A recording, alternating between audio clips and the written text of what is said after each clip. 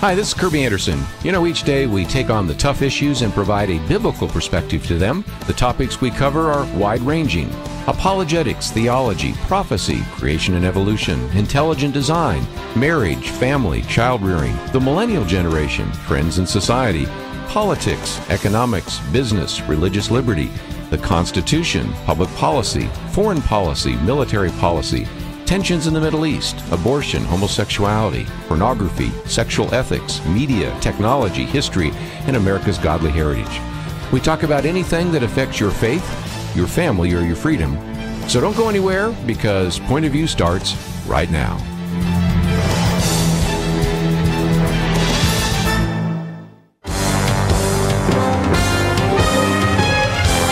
Across America, live. This is Point of View.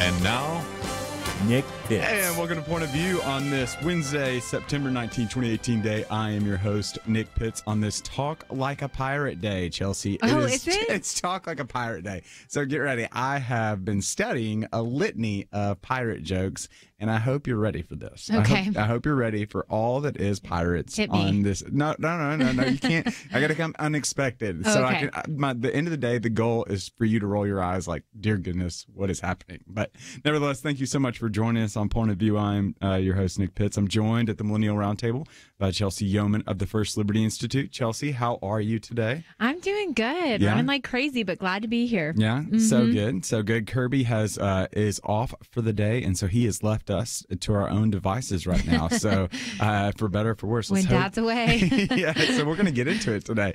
We're so excited that you decided to join us, and so we're going to be talking about a couple of things. First, we'll be talking about the Kavanaugh hearings and more about that. Specifically, there was a column that was put out by Dennis Prager. Been a big fan of Dennis Prager for a long time, but this was a little bit different, and I've got some frustrations. Might be one, disagreements would definitely be the other that we'll be talking about. We'll be talking a little as well about Christians and social justice. I've been trying to get at this for the past couple of weeks now. This social justice kind of reality that we're living into right now, where it seems to be so prevalent, is just something that I'm significantly interested in. And in the evangelical world right now, there seems to be, we've always known in the political world, as of late, there's been this social justice movement. Have you heard of the social justice movement, social justice warriors? No, I guess. No, So, I'm just kidding. Yes. Very familiar. Oh, yeah. So it's like, we've always heard of these SJWs, but like I feel a tension, Chelsey, of just individuals that are social justice warriors, and I understand that.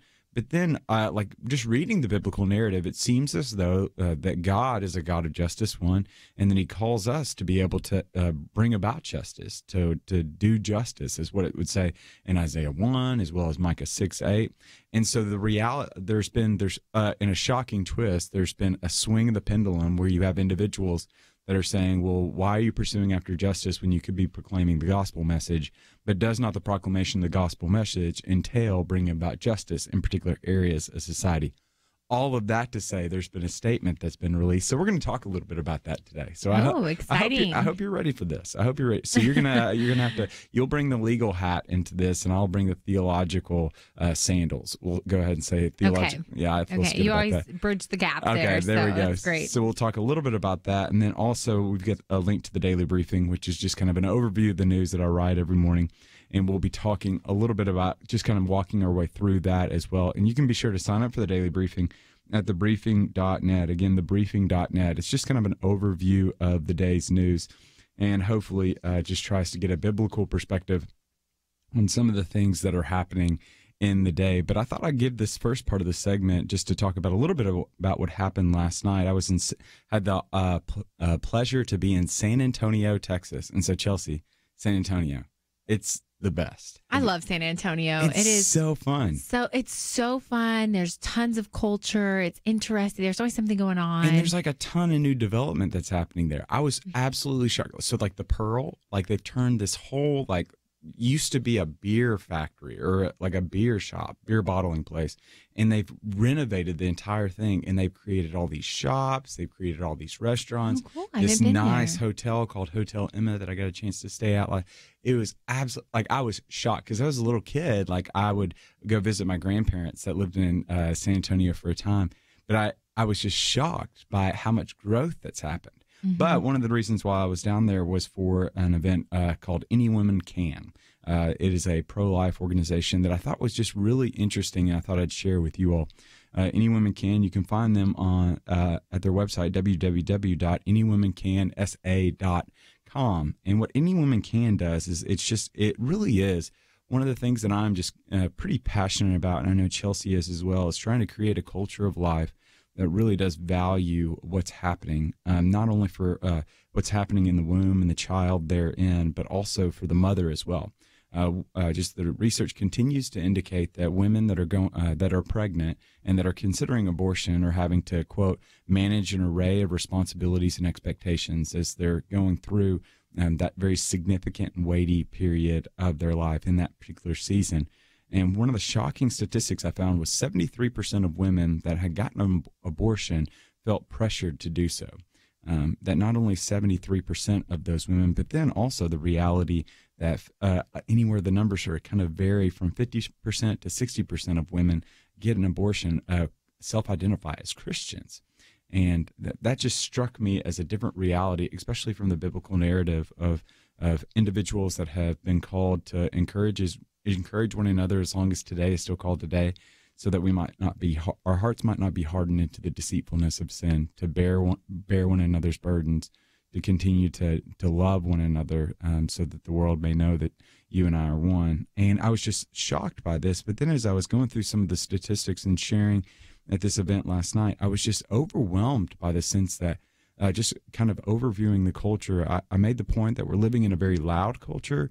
We're living in a very lonely culture, and then we're living in a culture that has great longing right now. And specifically, we're living in a loud culture because many of us can attest to the reality that technology has just amplified things for better or for worse. I don't know about you, Chelsey, but sometimes I get on social media and I'll be reminded of what a high school friend thinks about a particular topic, a current issue, and I haven't talked to that high school friend in 10 plus years. Mm-hmm. And so we're just living in a very... Everyone actually has a soapbox in their pocket at all times. Exactly. They can just pull it out. It's like, whoop. So nevertheless, we're living in a very loud culture where individuals are being shaped by what's being portrayed and being said on social media, where there really doesn't give a lot of space to be able just to think and reflect. And that's part of the what leads individuals to get an abortion, is that they're not trying to manage the array of expectations and realities, but also they're being pressured in that. And what we're finding is technology is only intensifying that, which is just is not something that's very beneficial. Was the pressure from the partner or the father of the child specifically, or just societal pressures? So what the study indicates is the top two leading pressure points are the father of the child as well as the family, which I thought was just really very interesting and very devastating because I think that the pro-choice movement, I guess you could call it, it really just talks about how allowing the woman to choose, but the truth is, it sounds like she feels like she doesn't have options. Yeah, she in does, that scenario. Yeah, she doesn't have the opportunity to choose because it's so loud and she's being pressured in one way.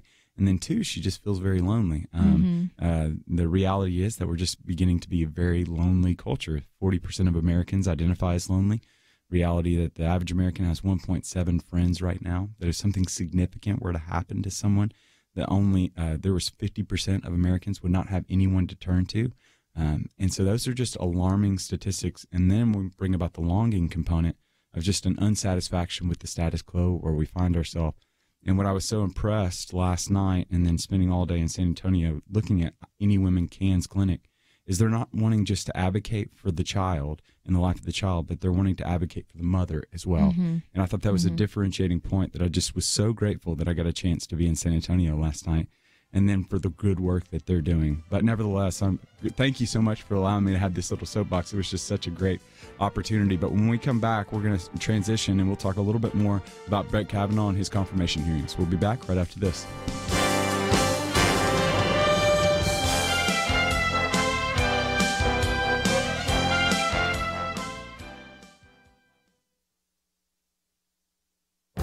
This is Viewpoints with Kirby Anderson. You know, in our political discussions, we often tend to use terms liberal and leftist interchangeably, along with other terms like progressive. Dennis Prager has provided a public service by defining and distinguishing the two. A year ago, he wrote about this and more recently put it in one of his Prager University videos. His argument is that traditional liberalism has far more in common with conservatism than it does with leftism. Here are just 3 examples he uses to make his point. One of the most important differences is in the area of race. The traditional liberal position on race is that color of one's skin is insignificant. By contrast, leftists argue that the notion of race is insignificant is itself racist. Liberals are committed to racial integration and would have rejected the idea of separate black dormitories and separate black graduations on university campuses. Nationalism is another difference. Dennis Prager says that liberals always deeply believed in the nation state. Leftists, on the other hand, oppose nationalism and promote class solidarity. Superman comics illustrate the point. The writers of Superman had Superman say that he was for truth, justice, and the American way. But more recently, left-wing writers had Superman appear before the United Nations and inform them that he was renouncing his American citizenship. Another example is free speech. American liberals agree with the statement, "I disapprove of what you say, but I will defend to the death your right to say it." Leftists today are leading nationwide suppression of free speech everywhere from the college campuses to the big tech companies. Dennis Prager has other examples of the significant difference between liberals and leftists. His earlier article and his latest video remind us of this important fact. I'm Kirby Anderson, and that's my point of view. From Universal 1440, Unbroken, Path to Redemption, the rest of World War II hero Louis Zamperini's true story, now playing, rated PG-13.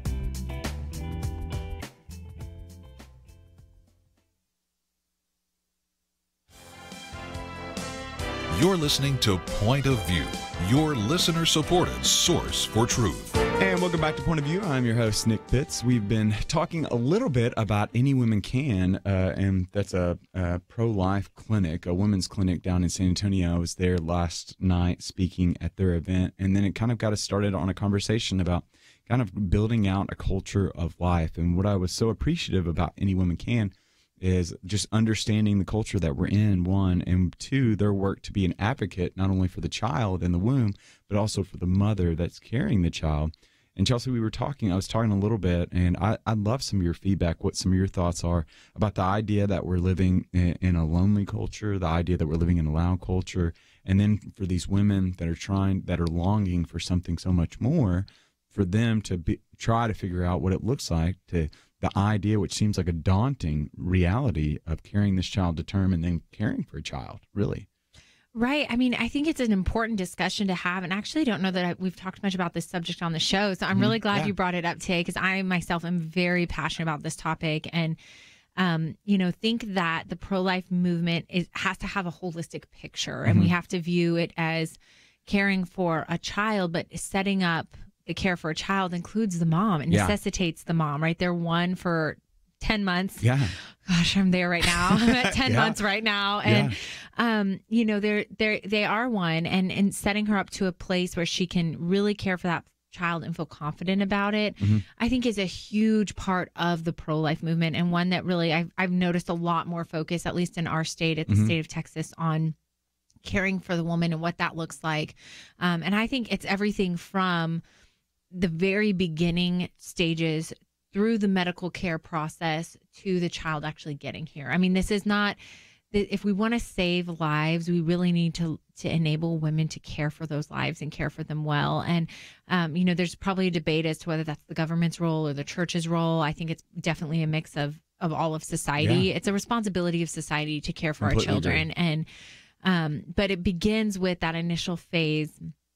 And I know an individual, she did have a child out of wedlock and did carry it to term. She's now a single mom, and doing it successfully and doing it well. And she said one time, I wish someone had told me when I was first pregnant that I could do it. Wow. And she said no one ever told. Everyone got really big eyes and acted scared on her behalf. And even the friends she had, regardless of the loneliness factor, I think even having friends to turn to, no one just told her, you can do this and you can do this well and you can be successful at it. And that broke my heart. I didn't know at the time that she was, but I think that's a message that we've got to get out there as a society is that it's not impossible. And there are other options, even if you don't want to be a single mom. Adoption is a huge option. And there are so many people I know now at this life phase looking to adopt and just would love to care and love on other babies that when they can't have their own, or sometimes even when they can have their own. So, there's just lots of options out there. And I think getting that message out to women and emboldening them and strengthening them is a huge part of this. There's a lie in the pro-choice movement that says really the choice is the woman's, and she's empowered to do what she wants with her body. And I think that's a lie. I think the lie is they really do make women seem like infants. Like I've heard so many stories of Planned Parenthood really treating women like they're toddlers and not giving them all the medical information and trying to protect them. And that's really not empowering women either. The empowering choice is to say, we're here for you, we support you, we know you can do this, and we're going to help you do that along the way, including formula and diaper drives and resourcing them beyond the hospital. I think that was one of the things, like I'm thinking about it right now, and I think you bring up a phenomenal point in the fact that you have many women that are making their way into these abortion clinics or making their way into pregnancy centers, and they've only been looked at and they've never been seen, because to be seen isn't necessarily what can I get from you, but what can I give to you when you're seen, right? It's not simply just what can you give me, but rather what can I bless you with? And I think that's one of the differentiating factors about some of these pregnancy centers that I think are doing phenomenal work right now.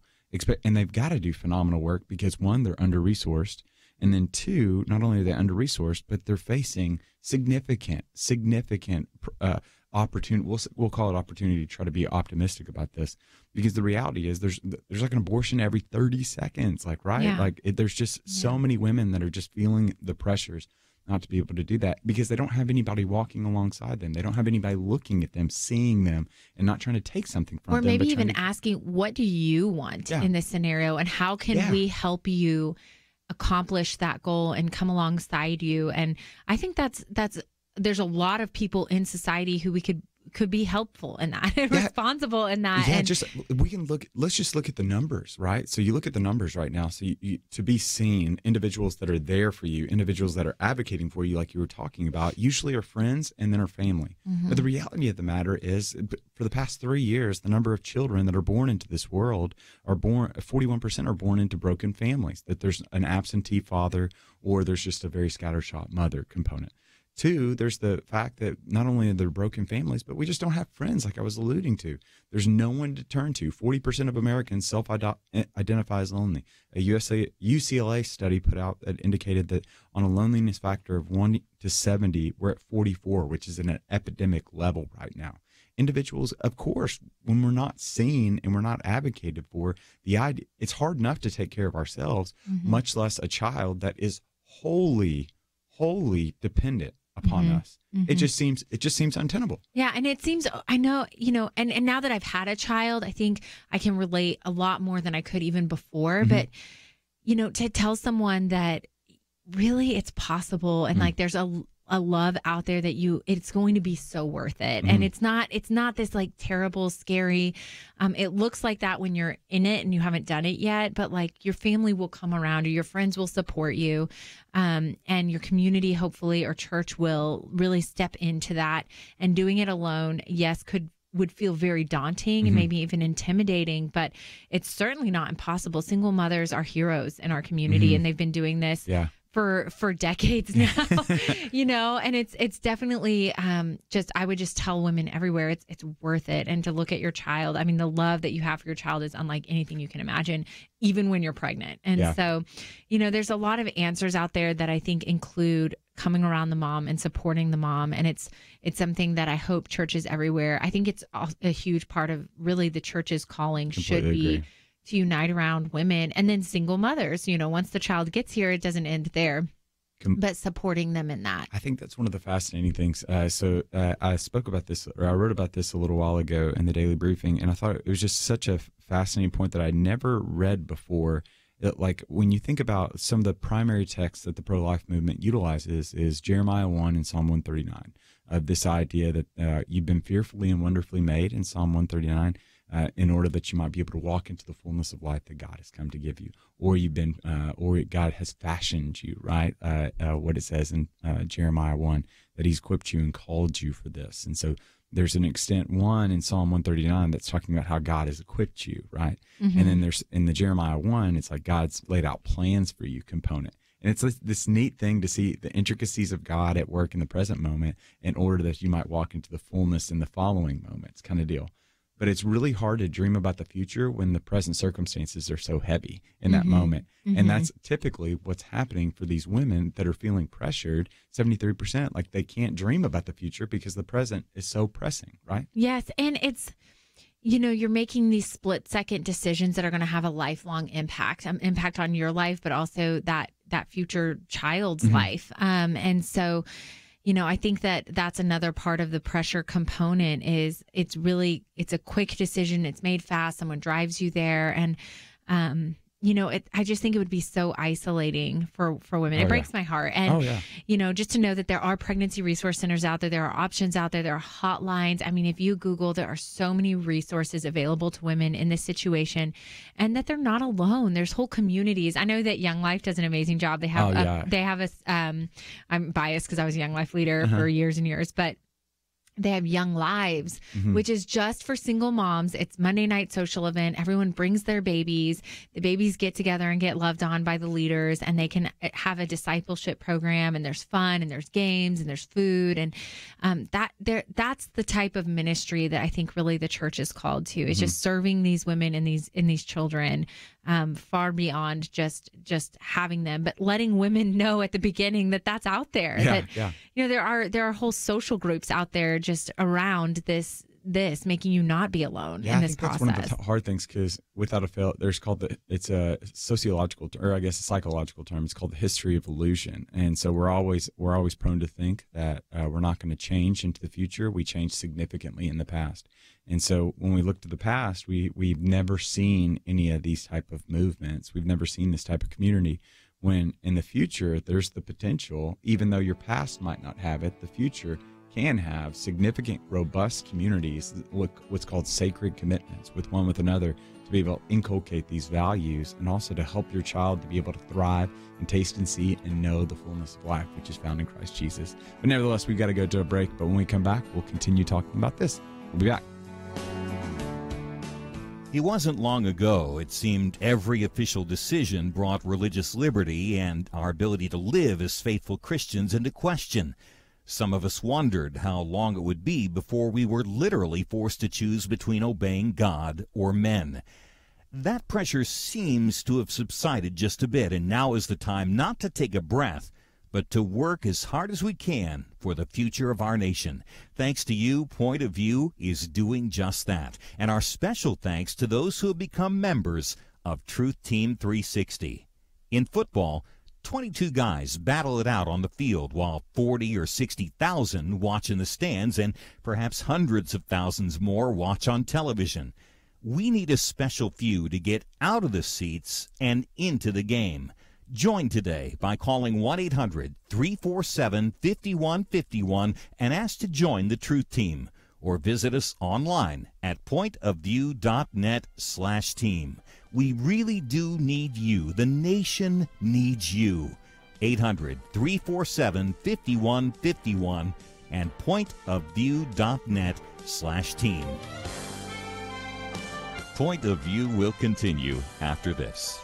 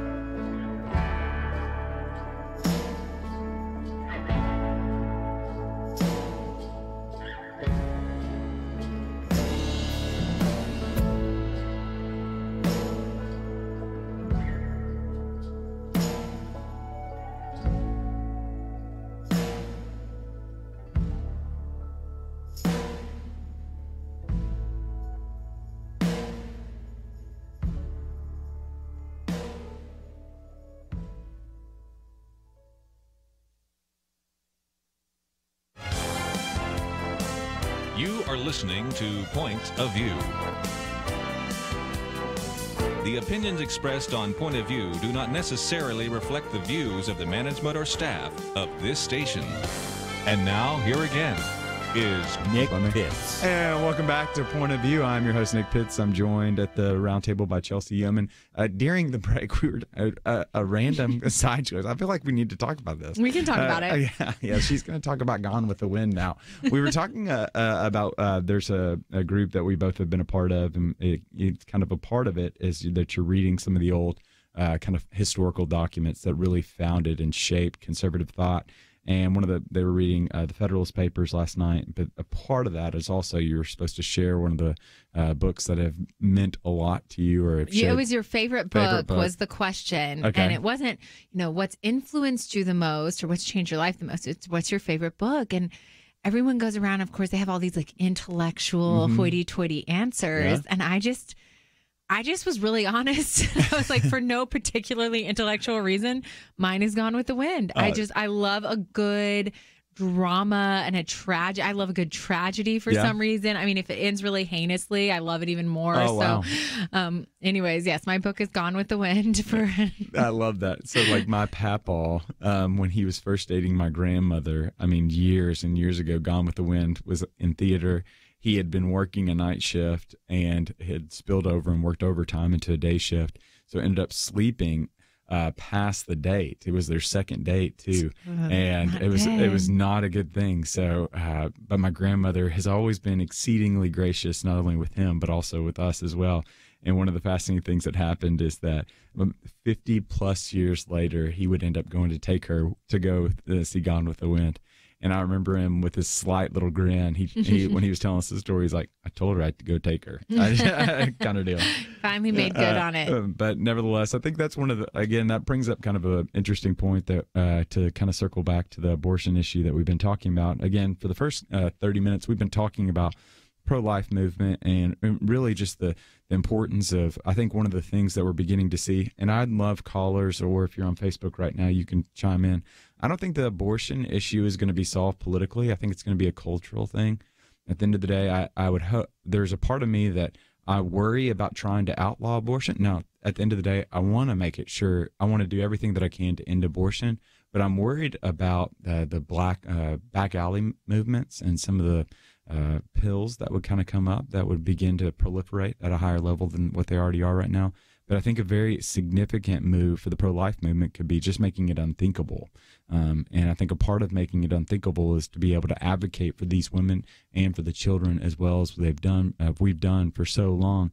But I think one of the interesting things that you'll see, especially if you look at my papa and grandma to tie it all in together, is the sense that there was just a beneficial good for a family. There was a husband, or there was a family structure around to be able to champion this person. And it seems like today, I mean, the number is there's 41% of children that are born today that are born without a father or were born into a broken family. But to even greater degree, if you segment that out, so for example, in the African-American community, that number jumps up to the 60s, right? Like it's just astronomical, the number of individuals that just don't have the support system around them right now, but how valuable that support system can be if it's there. Right. For lack of a better term, erosion of the unified family unit. Yeah. I mean, it's had a really detrimental impact. There are cultural studies on it for the rest of our lives of the impact of starting with no-fault divorce in the 80s, really. Yeah. And then the erosion of the family unit from there. And unfortunately, I don't want children to be the victims of that. It's society's responsibility to rectify that situation and support that situation. And, to really, there should be active fathers, frankly. Yeah. I mean, the fatherless home is a huge issue. And I think that we'll see ramifications from that, I guess, abandonment of their duty for years and years. But, children, of course, should not be the victims of that. And I do think that hearts and minds have really changed over the last 20 years on the abortion issue. I think that now, thankfully, with the advancement of medicine and the commonality of sonograms and just everything we know the week and days that baby has nails grows their nails to their heartbeats.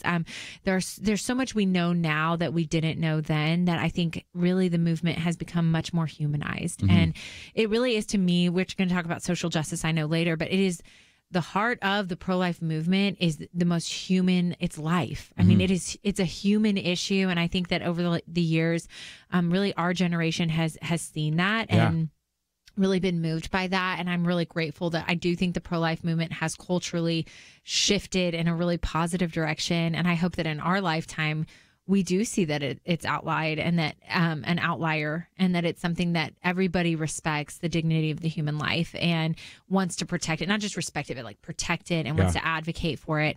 That would be something I would love to see, is changing hearts and minds on the issue. And then ultimately politics should be downstream of the cultural change. And so I do expect Congress to take action. And we can't leave it to the courts. There's so much talk made of Kavanaugh and, his pro-life views and the impacts that's going to have. Everyone keeps using the courts, and that's not the mechanism we have. The mechanism we have is the legislature, and I want us to be calling our legislature and saying, we want you to overturn Roe versus Wade. We don't want to wait lifetime after lifetime for the right judge and the right makeup of the court and the right case at the right time.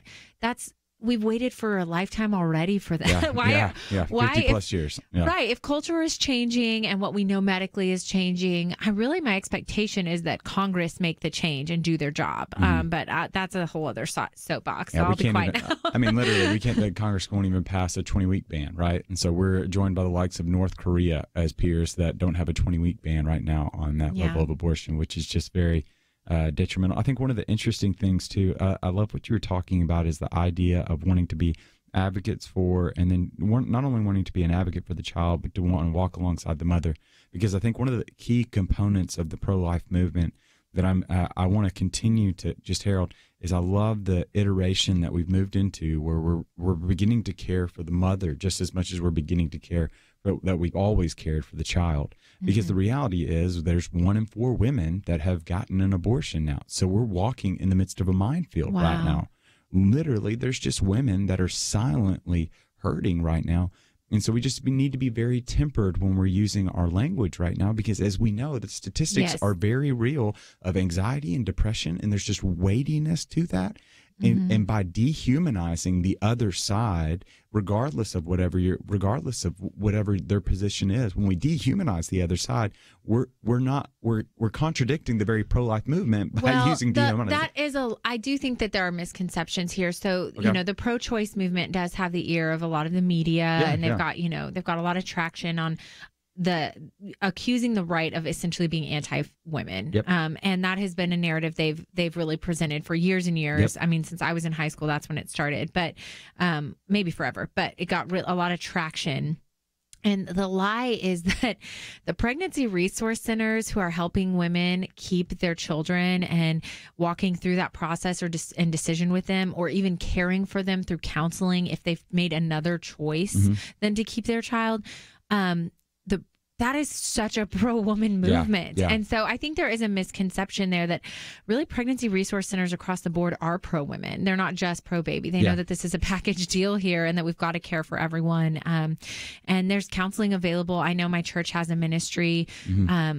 I think it's called Shelter, but don't go to watermark.org. There's a ministry for women if they've made the choice to have an abortion that is a healing ministry for that, and walking through that. What does that grieving process look like, or processing that choice look like, or how has it impacted your life now? We know that there are women out there who've made decisions that they regret and impact them the rest of their lives. And so there's Christian ministries out there for women on that front too. And I don't think any of that gets enough headlines. Nobody knows about those types of ministries, but it's there and it's available. And I think that the Christian church really does truly care about the women in that regard too. I think that's one of the things just so interesting, because again, the statistics are just so staggering, right? So if they're still hold to be true, it might be a little bit, because the number of abortions has gone down over the years, but we're still seeing anywhere from an abortion every 30 seconds, abortion every 40 seconds, if the numbers add up.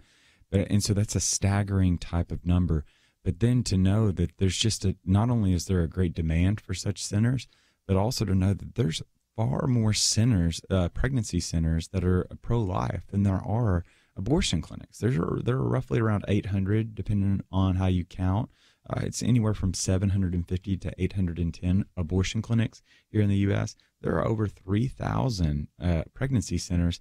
And if they're anything like Any Women Can that I saw yesterday, you cannot give them enough supplies because there is such a great demand for their services. They have one counselor right now, and literally this counselor is maxed out, and that they've started opening up to longer hours, and the time is maxed at it's not because they're just sitting around. There's just more resources. There's more. There's great need that's to be able to provide services, because there's just such a great demand for what they're doing right now. But nevertheless, we've got to take a break. We'd love to hear from you. We've been dominating the conversation. You can call in at 800-351-1212, 800-351-1212. Your thoughts on the pro-life movement right now. We'll be back right after this.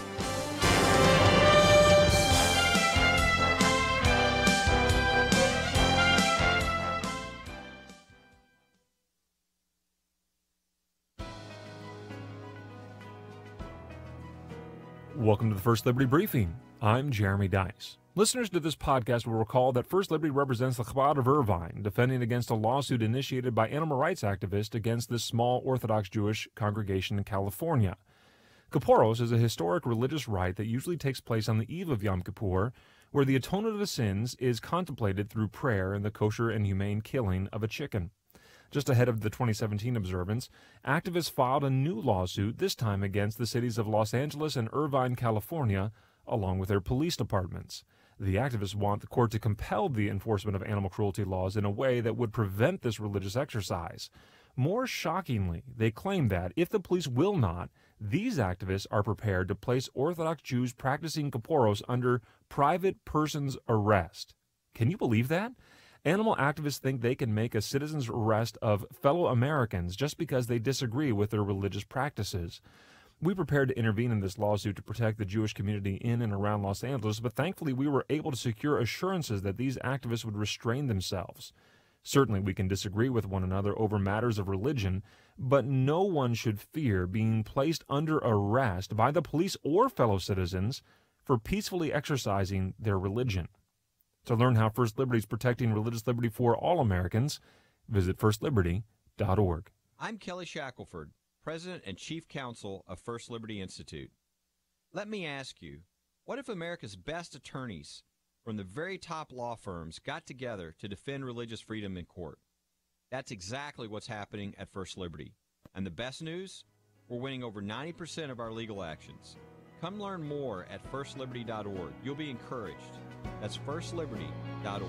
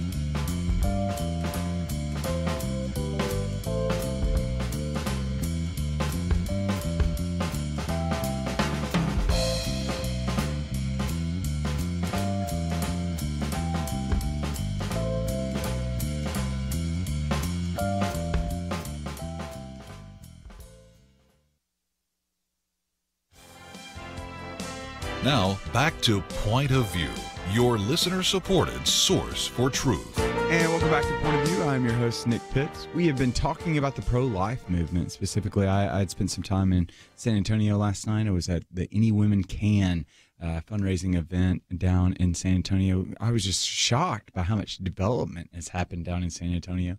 I grew up going to, Fiesta, Texas, and my brother turned into a Spurs fan despite being from Tennessee, and now has become the only Spurs fan in Tennessee. But nevertheless, I was so grateful for the work that Any Women Can are doing right now, and we've been talking about the pro-life movement specifically during this first hour. And Chelsey, we've been going back and forth and talking about how it's been differentiated as of late, to the extent that there's always been a desire to save the child, but now we're beginning to see this new movement whereby individuals are coming alongside moms and really wanting to care for them, really wanting to be there for them, just because the research is so clear right now, to the extent that we're living in a loud culture, we're living in a very lonely culture where individuals just don't have anyone to turn to.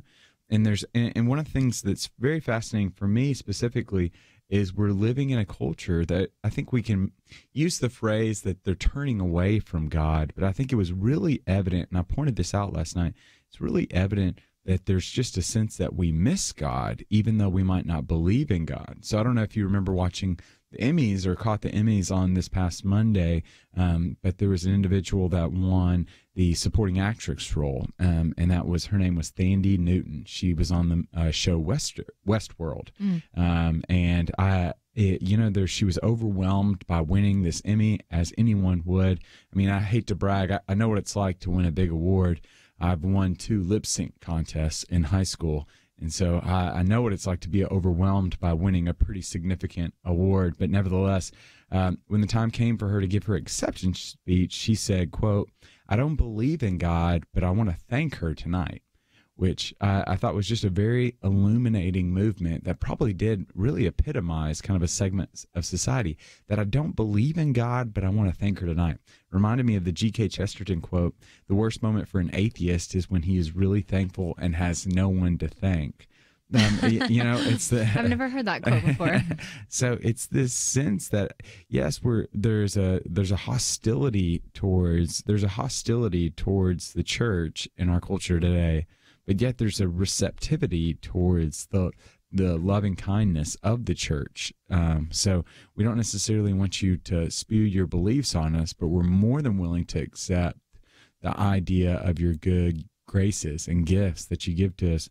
And I think that's for me that, and again, I haven't lived long enough, but I think that really does kind of illuminate me.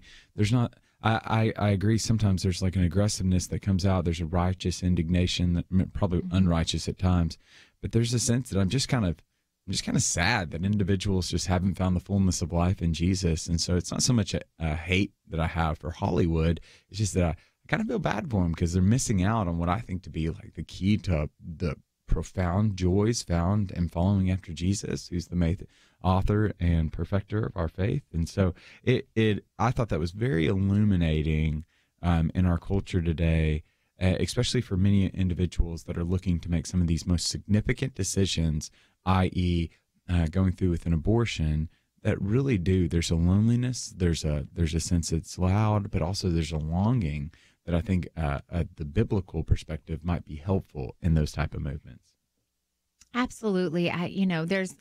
There's no doubt that there's a lot of studies actually coming out, and I'm grateful that have been done on not just the impact on women that and the numbers, studied by the numbers of the last 30 years now that abortion has been legal, but on the impact of women and how detrimental it really is. And so I would think that it's really the responsibility of the community to come out and not just support the woman, as I mentioned earlier, in the actual decision making, but to be there along the way to help her heal, and, volunteering at pregnancy resource centers who are often underfunded and understaffed, right? So, Christians coming around in the state of Texas and volunteering their time, volunteering their resources, donating to your local pregnancy resource centers, and churches finding ways to minister to women as well and stepping into that role. I think that would have just hopefully a huge, amazing impact on the pro-life movement in the state of Texas. Yeah, I completely agree. Just the sense that, again, like you have a God that's for us, and it goes back to just feeling the pressing weight of the moment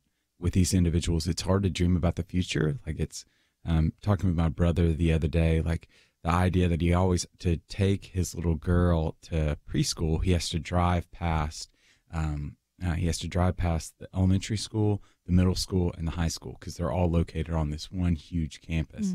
And so he's just constantly reminded of his little girl's future as he's taking her off to high school. But he has the luxury to be able to do that because he has a strong support system in his hometown. And, you don't have that luxury of being able to think about the future when you're so pressed in the moment. Like we've all been overwhelmed by a moment, that we can say, that we're just myopically focused on the problems that are before us.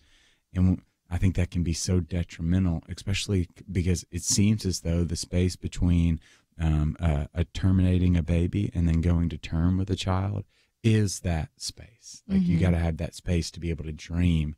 And I think the biblical narrative is very clear about this, but also just being able to see it play out within the research. Again, I go back to this idea of this, I think it was a Harvard study, to managing the array of expectations and decisions that these mothers face. But then just makes me so grateful for the multitude of organizations that are working to try to move the needle on this. And it's working right now. I think that's one of the things that we need to celebrate, is the fact that there's been a decrease in the number of abortions that have happened over the past 3 years. Absolutely. And like we said, and hopefully a cultural change and a generation or two, is it 2 generations now between this versus Roe versus Wade? I mean, we just know so much more now. And I really am hoping for not just the Christian church and community, but the pro-life movement in general to continue to gain traction and ultimately to see that resolved through our government systems and through the right mechanisms that are in place right now. We have a legislature for a reason. And I think that's been one of the reasons why, what's been the interesting thing, there's always the common talking point, and I want to give credit where credit's due. Like under the Obama administration, the number of abortions went down. But I think it's important to be able to see that there's a lot of states that act like Texas, for example. Mm-hmm. Texas did a lot of work in the state legislature, regardless of whoever was in the federal office, did a lot of work in the state legislature. Absolutely. To make sure that there were policies put in place to, for goodness sake, just make sure an abortion clinic that's performing medical procedures be up to certain medical standards to be able to have access. Right. There's a lot of avenues, a lot of ways to regulate the field in ways that are going to make it more conducive to having good medical procedures and guaranteeing that women are protected in that way. And then there's, to me, it's like a push and a pull, right? So how to regulate the abortion field is one question, but the second would be how to really decrease the need and desire for abortions or for a way out, and increase the ability for women to keep their children, and diverting funds, frankly, continuing to do that. That's one thing Senator Ted Cruz is going to be really favorable on over O'Rourke would be he's continuing to want to push to defund Planned Parenthood and really funding it towards pregnancy resource centers in the right ways. Mm-hmm. So good. So we've got to take a break, but when we come back from the break, we're going to transition topics a little bit, and then we'll switch over to the larger audience. We'll be talking about the latest in the Kavanaugh hearings. And so this situation continues to unfold with new details day after day after day, even though it's only been 3 days. So we're going to update you all on that, and then we'll start taking some of your phone calls as to your thoughts on what the Senate should be doing. Should the FBI get involved? Should, what one Washington Post writer put it, should they hire legal professionals to be able to do some of the questioning? But isn't this what we elected our senators to be able to do? But nevertheless, we'll be talking about the Kavanaugh hearings, as well as we'll talk about Christians and social justice right after this. There is no more dangerous time than when things are going well. Remember Elijah on Mount Carmel? Fire came down. There was no doubt who was God, but what happened next? He went from amazing faith to a time of great fear and depression. Many Christians have been very thankful a certain Democratic candidate for president was not the one to nominate 2 replacements for the Supreme Court. But as with Elijah, times of great victory are also times of great danger. Moments like this are not the time to take it easy. This is not the time to let our guard down. This is a time to double down on our work in the community, to serve and pray and plan and invest in a better future. This is the time to join Point of View's Truth Team 360 to make sure today's promising gains are not lost tomorrow. Show your commitment to our future by visiting pointofview.net/team or call 800-347-5151. Ask to join the Truth Team. Pointofview.net/team and 800-347-5151. Point of View will continue after this.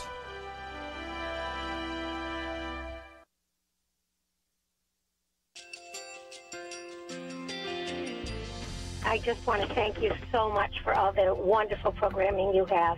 You're just absolutely fantastic. I recently started listening to Point of View, and I really found it interesting because of the different subjects you cover. Thank you for that. I really appreciate everything that you do in keeping us informed. Thank you, Kirby, for everything that you have been doing. I appreciate all the work that you're doing, advocating for the Word of God. Thank you so much.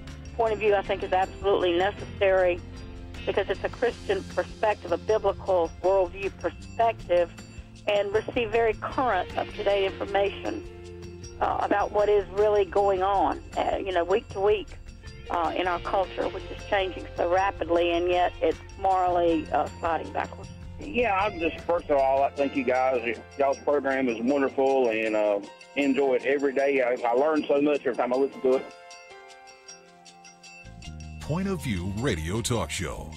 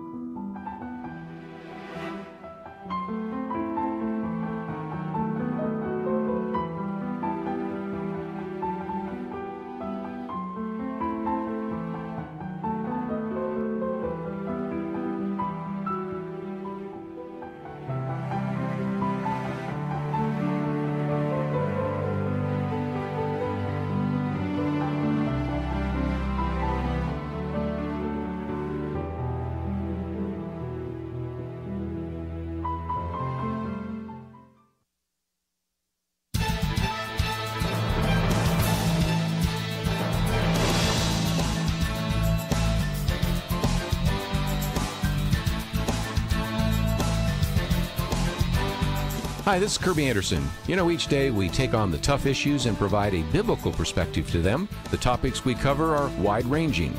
Apologetics, theology, prophecy, creation and evolution, intelligent design, marriage, family, child-rearing, the millennial generation, trends in society, politics, economics, business, religious liberty, the Constitution, public policy, foreign policy, military policy, tensions in the Middle East, abortion, homosexuality, pornography, sexual ethics, media, technology, history, and America's godly heritage. We talk about anything that affects your faith, your family, or your freedom. So don't go anywhere, because Point of View starts right now.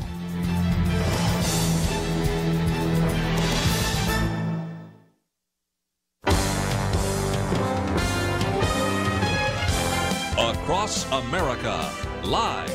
This is Point of View.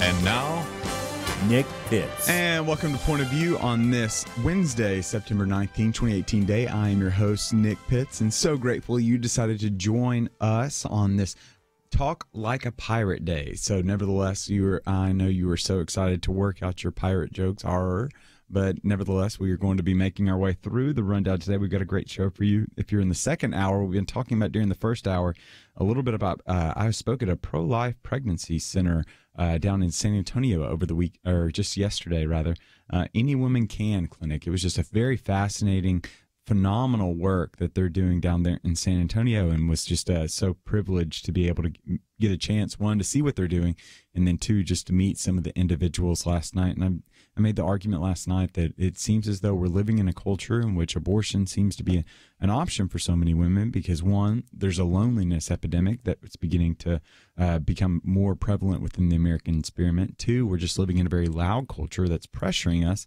in certain ways that would be unconducive, not only for our life, but for the life of others.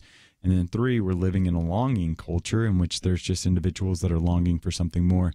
And so we had Chelsey Youman. Chelsey's here with me here for the second hour as well, the First Liberty Institute. And we were talking a little bit about that in the pro-life movement.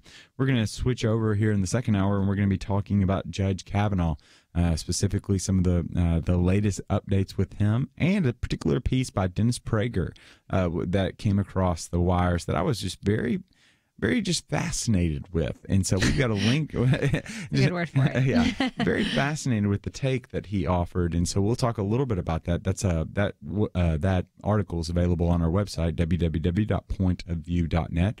We'll be talking about that a little bit. And then also we'll be talking about this idea of Christians and then the social justice movement. Specifically, there's been been trying to talk about this for a couple of weeks now. There's just been all sorts of things that have been kind of percolating before us. But nevertheless, there's this sense that to be a Christian means that you can't advocate for justice and social justice. And what does it mean to be? But that fails to take into account specifically what you see in Micah 6:8, what you see in Isaiah 1. And what does that balance look like? And so I'm so grateful that I've got Chelsey Youman here from the First Liberty Institute to talk a little bit about that. But I thought we might just talk about Judge Kavanaugh for a little bit. So we'll be talking about that now. So what's fascinating, Chelsey, is Judge Kavanaugh has gone through Senate confirmation hearings. It was a circus, I think, is probably the best way to be able to describe that. It was just very much unbecoming, very not. What was it? Buchanan or McKinney said that the Senate was the most august body in the world has ever seen, and it was nothing like that. So it was just a very interesting confirmation, or I guess kind of Senate Judiciary Committee hearings. But then news came out through Senator Feinstein that she had been given a letter in late July, rather, about a woman that had indiscretions or had certain qualms and complaints about Judge Kavanaugh from when he was 17 years old and when they were both in 17. And so the Washington Post documented this and really revealed the story earlier this week about this woman, and just for very graphic, not graphic terms, but just really Judge Kavanaugh did try as a 17-year-old to be able to advance on this woman in a very aggressive fashion, allegedly.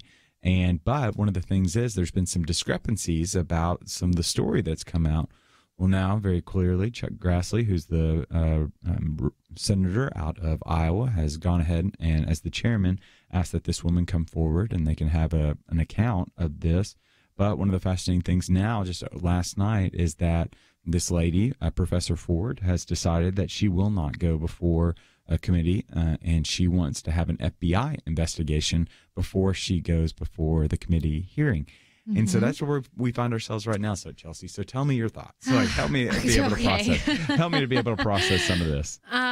There is a lot to process, and this is one of those topics that there are probably endless opinions about. Right? Yep. There's endless ways for pundits and our listeners to really talk about and think about this issue. But I think of it in kind of two separate ways. The first is the substance of the allegations, and then the second is the actual Senate procedure and where to go now for the actual purpose of the hearings. So when I think about the first part, I will never be one of those individuals that thinks that these types of allegations should just be dismissed. I think they have to be heard out. I think the Republicans are doing the right thing by hearing her out.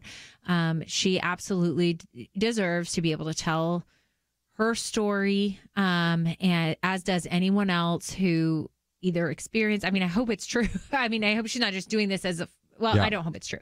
I hope that she's not out there just making this as a political lie, right? So any woman who allegedly has been through something like this has a right to be heard, and the allegations be heard. So I think the Republicans are being sensitive to that, understand that, are doing the right thing. And now's the point where everybody in the country puts on their little juror hat and becomes a juror and starts surveying the evidence, right? And she has the burden of proof. It's really going to be really hard for him to prove a negative that he didn't do this. But I think he's had some outstanding letters and support come out on his behalf. Like there was over 60 women that have come out on support of that. There was two women that were on Fox News the other night, that two ex-girlfriends from high school and college that came out, and then his friend that was supposedly in the room said that he had no memory of this. Right. So as far as factual defenses or credibility defenses go, I mean, I think Kavanaugh has as strong of a file as you possibly could. And I think that I also, if this was a pattern of behavior, like a character issue, if this occurred, wouldn't there be other women? I mean, we hear a lot of times when these allegations come forward against someone, 30 follow or 10 follow or 3 follow. And so we haven't had any of that come out, which obviously for me makes me a little bit more skeptical of this situation. But the facts that we do know that she has put forward are, and she took a polygraph test, which I think everyone has pretty much already analyzed that those can be really unreliable. But basically, she was 15, he was 17. We've all heard what happened at the party. Supposedly there were supposed to be 3 other people at least there. One has come out openly denying that this happened. The other 2 have failed to respond. So we don't really have a corroboration there. And then other than that, she's got her psychologist who she spoke to about this beginning in 2012.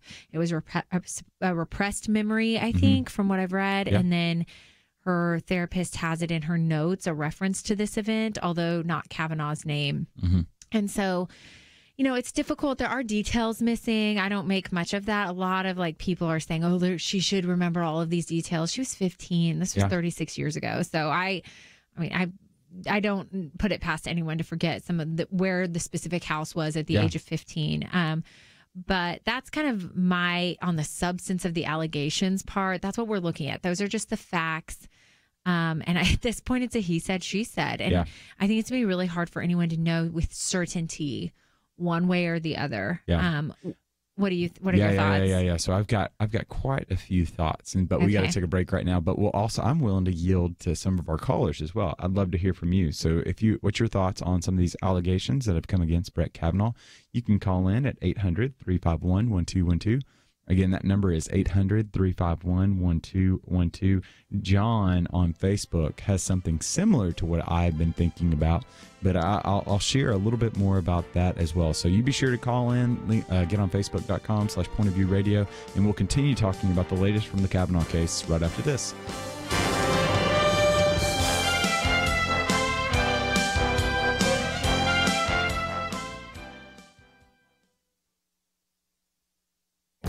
This is Viewpoints with Kirby Anderson. You know, in our political discussions, we often tend to use terms liberal and leftist interchangeably, along with other terms like progressive. Dennis Prager has provided a public service by defining and distinguishing the two. A year ago, he wrote about this and more recently put it in one of his Prager University videos.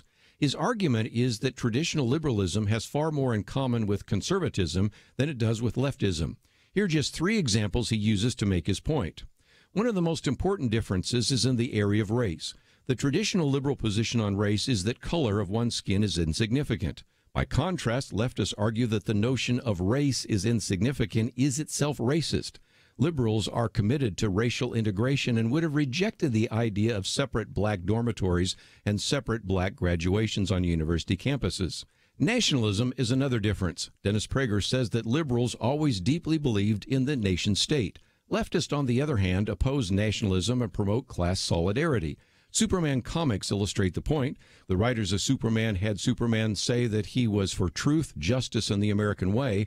But more recently, left-wing writers had Superman appear before the United Nations and inform them that he was renouncing his American citizenship. Another example is free speech. American liberals agree with the statement, "I disapprove of what you say, but I will defend to the death your right to say it."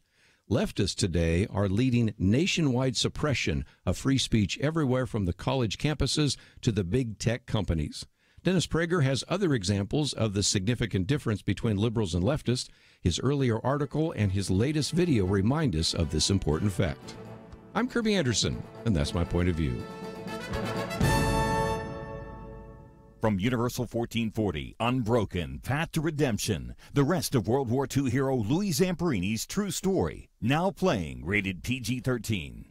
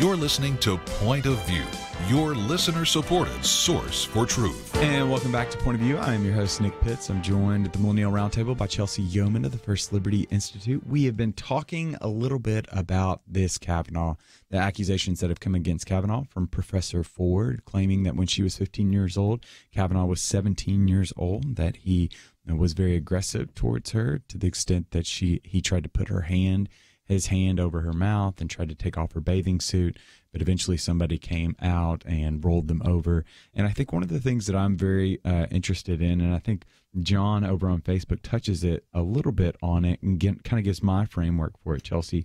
He says that the balance is the church should do what it's called to do and not advocate for the state to do it. And I think that's like the mentality that I have. So if I'm primarily operating as my deepest identity being Christian, I don't primarily see this as a political issue with moral ramifications, but rather a moral issue that has political ramifications. As a Christian who follows after literally the truth, and the truth has set me free, I want to get to the very heart of this matter, because as this Me Too movement, regardless of what's some of the false accusations that have come from the Me Too movement, thinking about Aziz Ansari and others, is that there have been a multitude of women that have experienced abuse and harassment and have been silent for years. And so I want to create a culture whereby, and I want to be a part of a culture whereby individuals have the freedom to be able to come forward, and we can give credence to their claim to the extent that we can try to get to the bottom of their claim. And I think that's where I'm extremely interested in, regardless of the political ramifications. if what happened to this girl really was perpetuated by Kavanaugh, I have significant doubts and qualms with him being elevated to the highest level court in the land. So with that being said, though, I have a number of questions about the claims that she put forward. One, not even the claims that she put forward, but why did Senator Feinstein, if she had these in early July, not say anything to him? Yes. So I put that we talked earlier about dividing this into like the substance of the claims part, and then the second part is political process. Yeah. And I mean, that is so frustrating, but the only answer is Democrat obstruction of the process. I mean, they sat on it and waited for this very moment to push us past November. There's that component of why did she met privately with Kavanaugh. Why did she not bring that up during that time? This is an individual that's been subject to upwards of 6 FBI background informations, and it's never come up before. So there's that part of me that's very skeptical about this claim as well. But again, I want to get to the truth of the matter. Because I know that this woman claims to have been hurt, and I want to give her a fair hearing, which is why I so appreciate what Senator Grassley has done to be able to provide that forum, whether public or private, before the Senate Judiciary Committee. The second I have is that Senator Feinstein did not bring this up when she was during the confirmation hearings for that week. That she gave a lot of talk during that time, but if this was so weighty and so significant, why did she not? Well, Nick, you know the answer to that. I know. It's so obvious that what her game is. Yeah. And so then moving into now, let's talk about the claim for a little bit. So the claim is that it happened over the summer period. Well, according to psychologist notes, which was 20 years afterwards, you have an individual that says that doesn't remember the specific details of it, right? She's already told her friend that was in the Mercury Centennial. I think they reported that. She said, quote, a paraphrase quote, it'll be very difficult for me to remember every little detail of this. So there's that. There's two, how many people were really there? There's one instance where she's been said that it's 2 people. There's another instance where she said there's been 4 people present. So how many people are, because the details do matter in this part. 3, we have an individual that's already come out, the one that's been shown to be there, Judd, Mike, who says that he has no memory of this, so he's pulled himself back from this. And then again, another part is that there was another individual that came in and said, I remember this happening, and we talked about it at school all this time. Well, we don't know a specific time period, but we do know a time season, which was summer. And traditionally, and especially at this school, you don't go to school during summer. So how can people be talking about it at school if that's the case? So there's just a lot of discrepancies in what's been alleged and what's actually started to come out. And it's really important, if we're going to try to discover the truth, that we see the details start to match, especially since it was so far apart from one another. We're 30 plus years. 30 plus years. And, you know, there were 2 major things that made me more skeptical than I normally would be about something like this. But the first being that she herself is an activist, like a very open activist. Her psychologist is also an activist. And so knowing that she, at the very least, politically speaking, would have an interest in Kavanaugh not being on the court based on her own history. And then the second part being that now, I think it happened today, there's this demand that the FBI open up a full investigation against him before she's willing to testify. And to me, that shows political gamesmanship, regardless of the veracity of the claims. And that's really frustrating because, first of all, there's no federal crime implicated. At best, it would be a state crime, and even then, the statute of limitations would have passed. So really, there's no law enforcement power or authority that the FBI has to open an investigation against him. And I think people are convoluting the fact the FBI is responsible for one major thing with this nominee, his background checks. Yep. And he already passed those, and he passed those before with flying colors before he got to the hearing. And so the FBI's role in this is really over, and Feinstein has been pushing for the FBI to open a criminal investigation. And now all of a sudden, her star storyteller here is also now I'm holding the Senate basically hostage and these proceedings hostage unless there's an investigation open. And it's inappropriate. It feels like political gamesmanship to me at that point. From a legal standpoint, the only way there could be an investigation would be at the local level, and it's already past the statute of limitations, so there's that component. And this FBI has done their job to be able to gather the information. Yes. They don't investigate the credibility of the information that's been gathered. And so I think those are two key points. So we're going to open up the phone lines. You can call in at 800-351-1212, 800-351-1212. We're going to jump on over to Louisiana. We got Will here. Will, are you there? Hey, I'm here. How are you doing today, sir? Hey, doing well, Will. What is your point of view? Well, my point of view is this. I don't like the way people are coming out on her and saying stuff like, if he did this, why hasn't he done it to any other women? And I made a point of this. They have a lot of murderers in jail that only murder one time. They have, murdered 1, 2, 3, 4, 5, 15 different people. And to the standpoint of the long time that I don't like it that women, I hate to get on. I don't want to get on anyone, but I hate it that they take so long to bring out allegations like this. And, we don't know if it's true or false because, I hate to throw myself in the mix like this, but something happened to me like that in high school. It wasn't as far as harassment. It was like improper telephone communication. I was charged for that. And then I lost my contract into the Marine Corps, and I couldn't go on at the time that I was supposed to go in, and I lost a real big contract, so I didn't have to go in at a later date than I originally, and then they found out that it wasn't true, and I lost a bunch of them, because I signed up for the Marine Corps. I lost a bunch of money.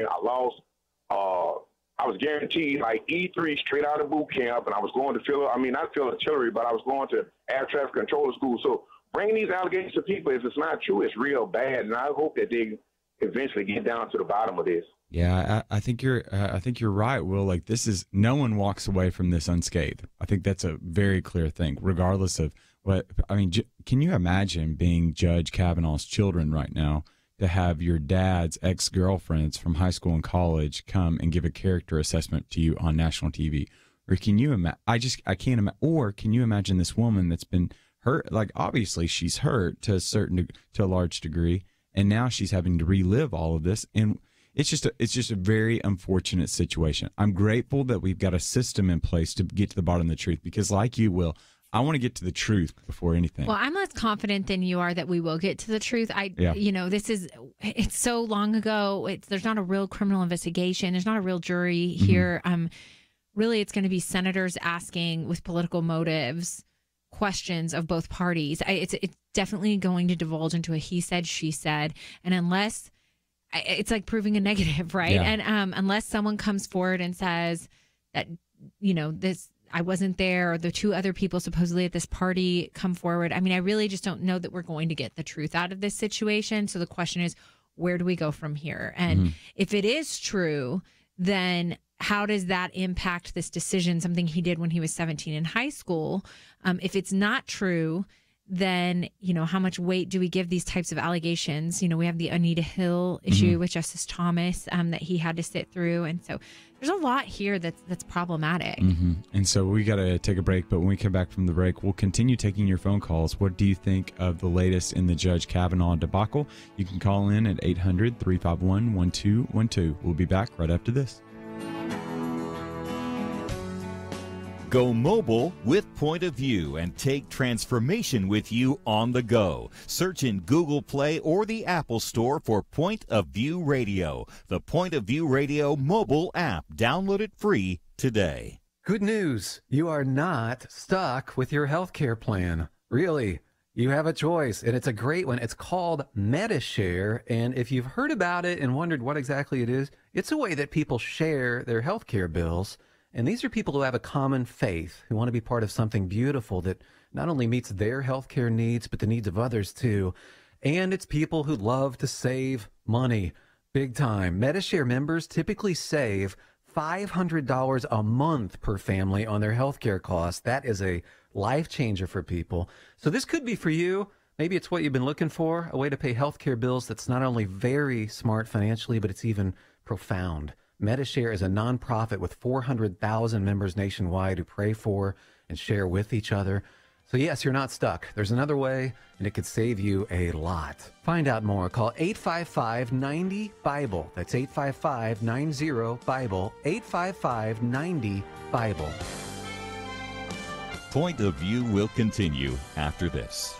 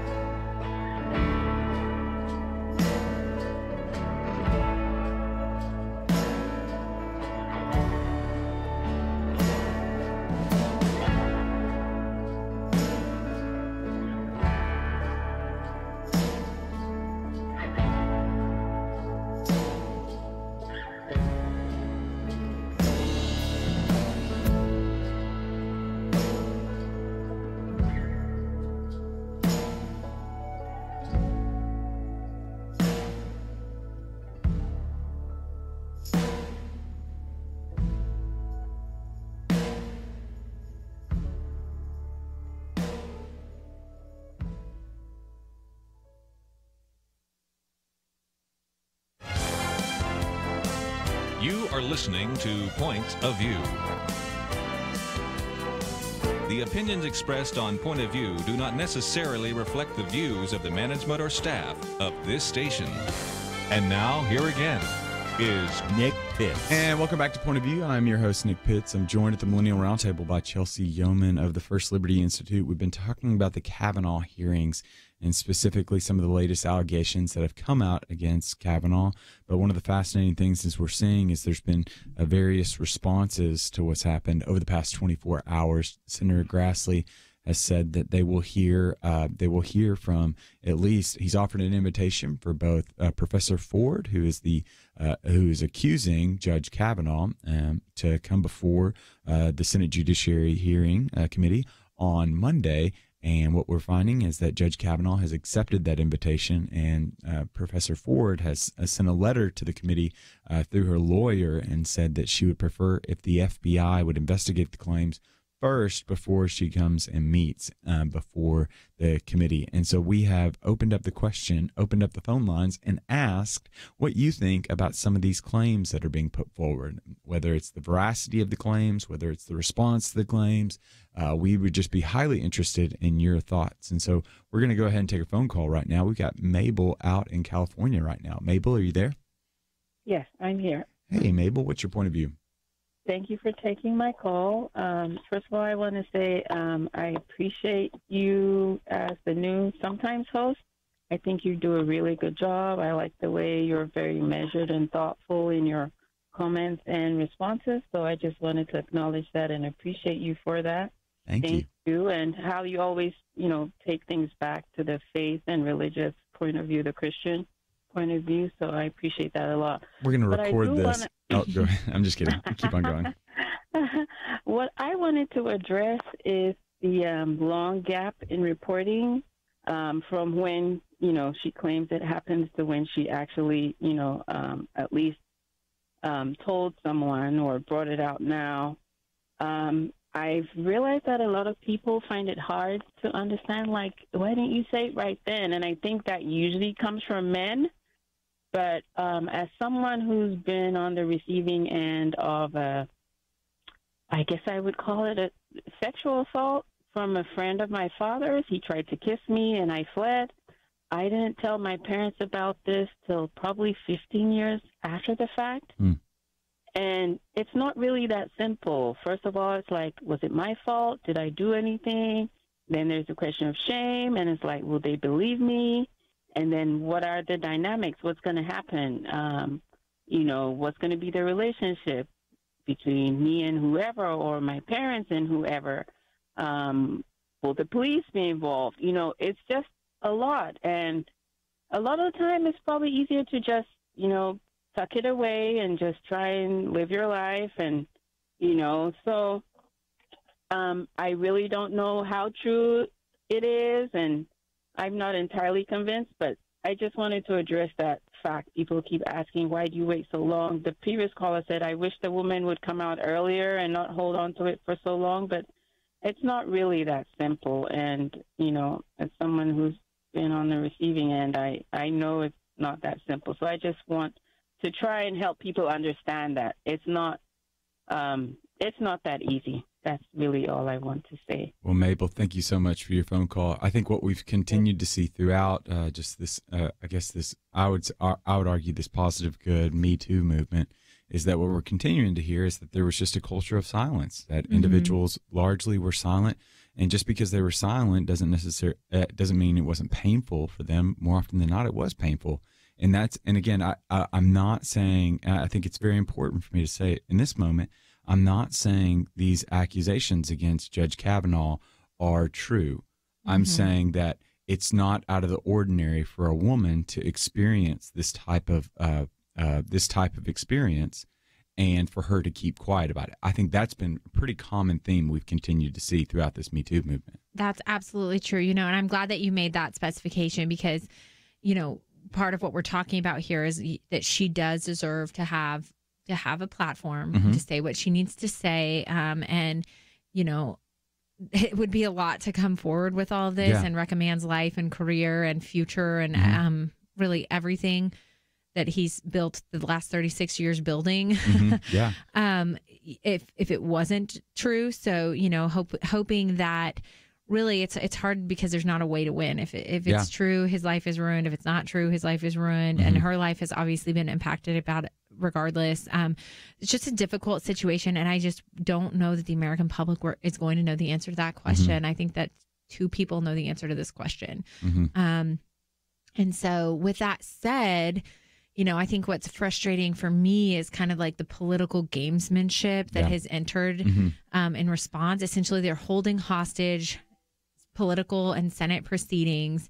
Now Feinstein's been pushing for weeks that FBI opened some kind of federal crime investigation, which this is outside their jurisdiction and authority to do because there's not a federal crime here. Yeah. And now she is now entering into that and saying, well, I'll refuse to testify unless you do. And all of this, it looks and feels like delay tactics, and it looks like taking someone's potentially life experience and if she really wants it to come to light and she really wants it to be something done on a public platform, then don't hold the rest of the country hostage while you do that. And our process is hostage. And I think that Republican leadership has used had a really appropriate response, frankly, and just said, we're gonna slow this down and we're gonna take the right steps and do this the right way.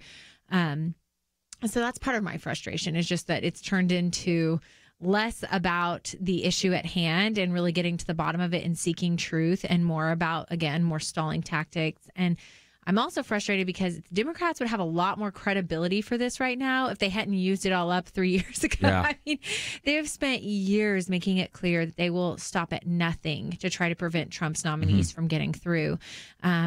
Downright to paying. It's been very open now that they paid a lot of the protesters to come in. 70 were arrested a day during the hearings. I mean, they've made this a circus, and I think it's a shame, especially for women everywhere who have had this experience rampantly across our country. I'll never forgive. I'll forgive it, but if this accusation's proved to be false, to weaponize this movement that's bringing justice and is freeing women, and to know that if the numbers are correct, there is a multitude of other women that are suffering in silence right now, I will be extremely frustrated with Senator Feinstein to weaponize the Me Too movement in order to try to break down a justice. And it would set a terrible precedent for any future nominees. All someone has to do is come forward, and and so then the country has the decision, even without an answer, even if it is true. Like, does this mean that it warrants the removal of his nomination? Yeah. And so there's that component, and I'm encouraged, and I don't really have a preference, and we'll take one more phone call. We'll be taking phone calls for the rest of the show, by the way. I'll be very encouraged by the I don't have a preference whether it's an open hearing or it's public or private, I guess what I would say, on Monday. I think to a certain degree, I think I would prefer it to be private, just so there might not be the political circus that kind of comes when you have the TV cameras that are on and you have a national audience that's watching and that will continue to watch. But I also know that there's a public component to it too, just because it's a government for the people, by the people, and of the people. So, nevertheless, we'll continue taking some phone calls right now. Let's go over to the Show Me State. We got Debbie right now. Debbie, are you there? Yes, I'm here. Hey, Debbie, what's your point of view? Well, my point of view is I have trouble believing that a 15-year-old, I think that's how old she was, a 15-year-old can't remember details of what happened, even though it's been 30 years. I was 5. I remember every detail. I remember how many times. I remember what happened, and I remember what stopped it. I'm now 66 years old. Wow. I have forgiven the perpetrator. I have, God has helped me go through that and get past it, but that didn't take the details away because it was so traumatic. In my opinion, I think what it does is, like y'all were just talking about, it hurts truth nationwide and worldwide because women are afraid. Women who have valid complaints and valid problems are afraid to come forward because of the circus that these political people out there are making of this kind of thing happening. That's irritating to me. Oh. It's just irritating, and for it to come out now, it's just all political, and I don't know, it's just mud. Yeah. So. Well, Debbie, I am so sorry for what happened to you. Thank you so much for sharing with us that. And I think you bring up a great insight in the fact that it's really hard to remember. It's really hard to forget some of the details of some of those significant moments, even when they do hurt us. And so I think you bring up a very great perspective, and we're very grateful for you sharing that. We've got to jump over to a break right now, but when we come back, we'll continue taking some of your phone calls, specifically your thoughts on the Kavanaugh debacle. We'll be back right after this.